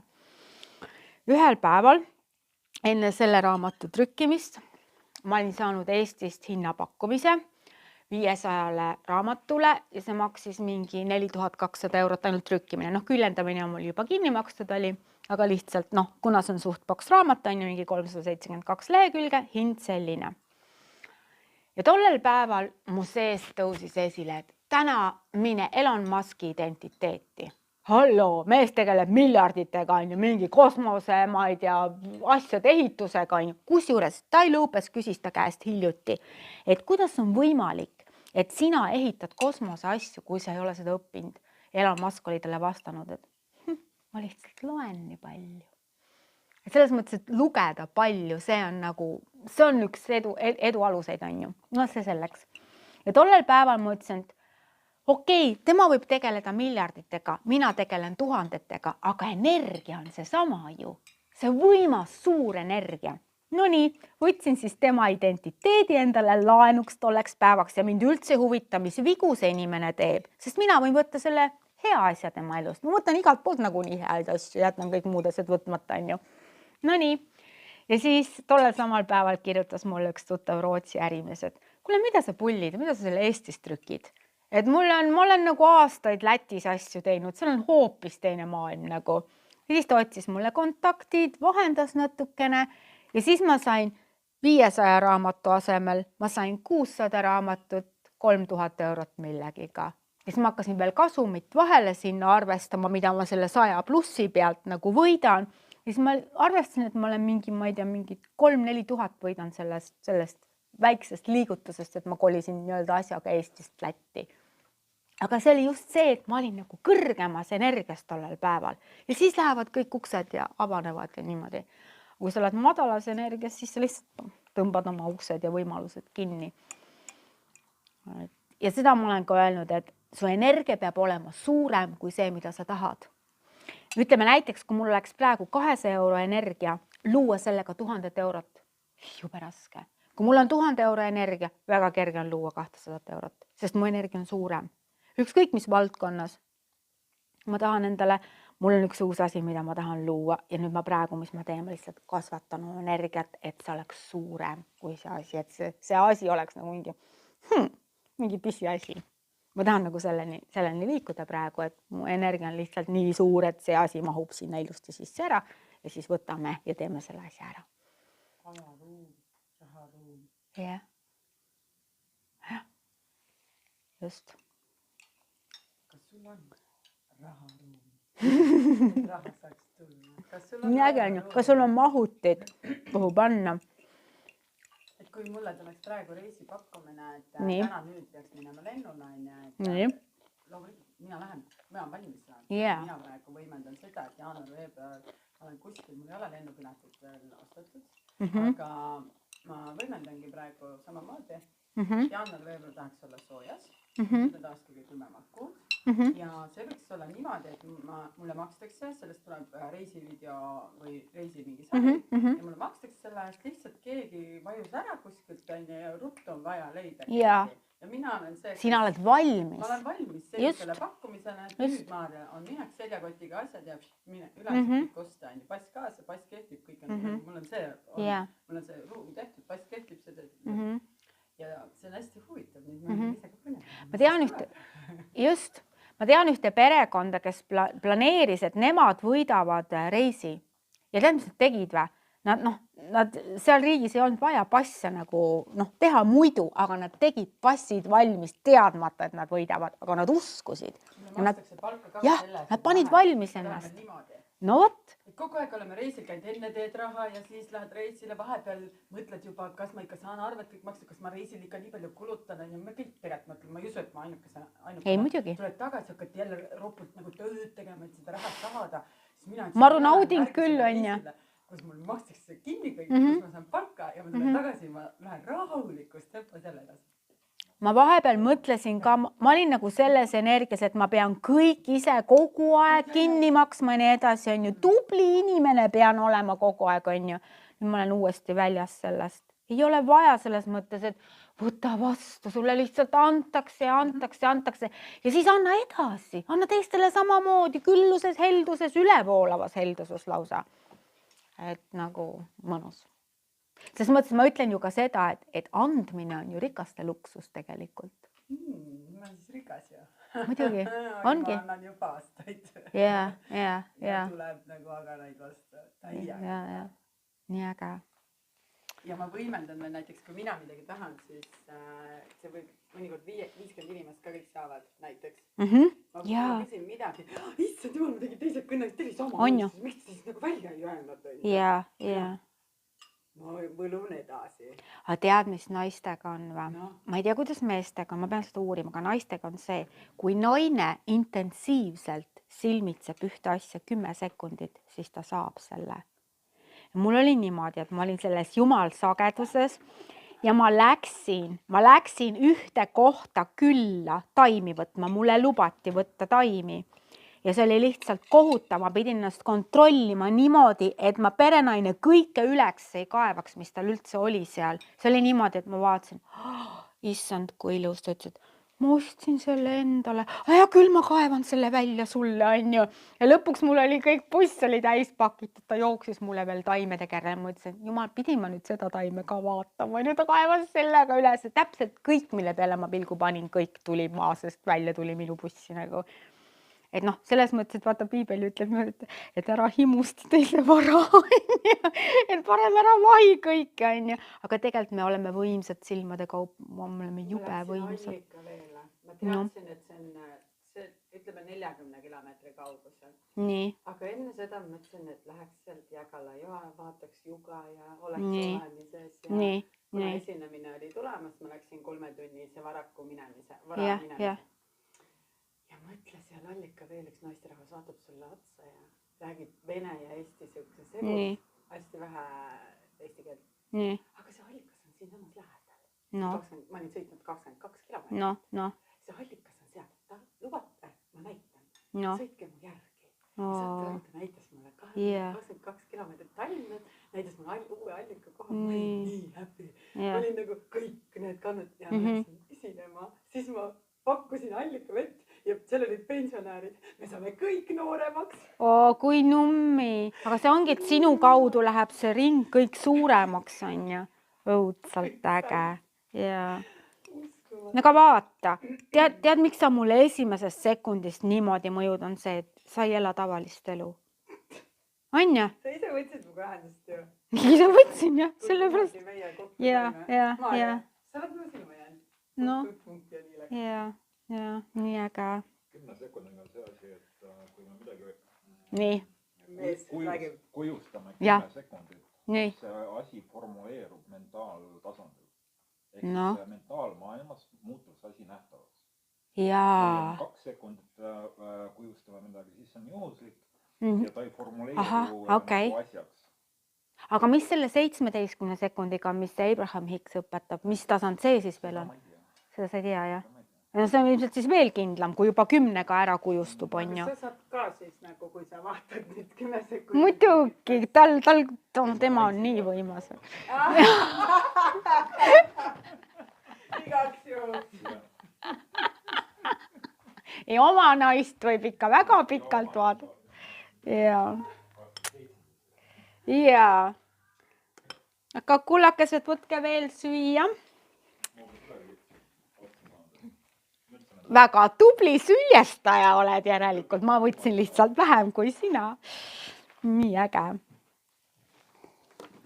Lütsid, magusus, kõik siuke soolane, kõik viskab välja väga hästi.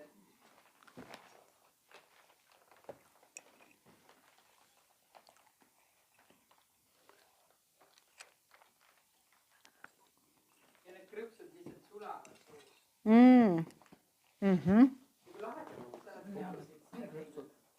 Krõpsud kõnetasid mind kohe, siis ma mõtlesin, huvitav, kuidas neid tehakse. Need sibulamad, jah. Õpetust nagu ei olnudki, on ju, et see on eriti salajane. Mulle meeldib ka seda kollane kreem. Jaa.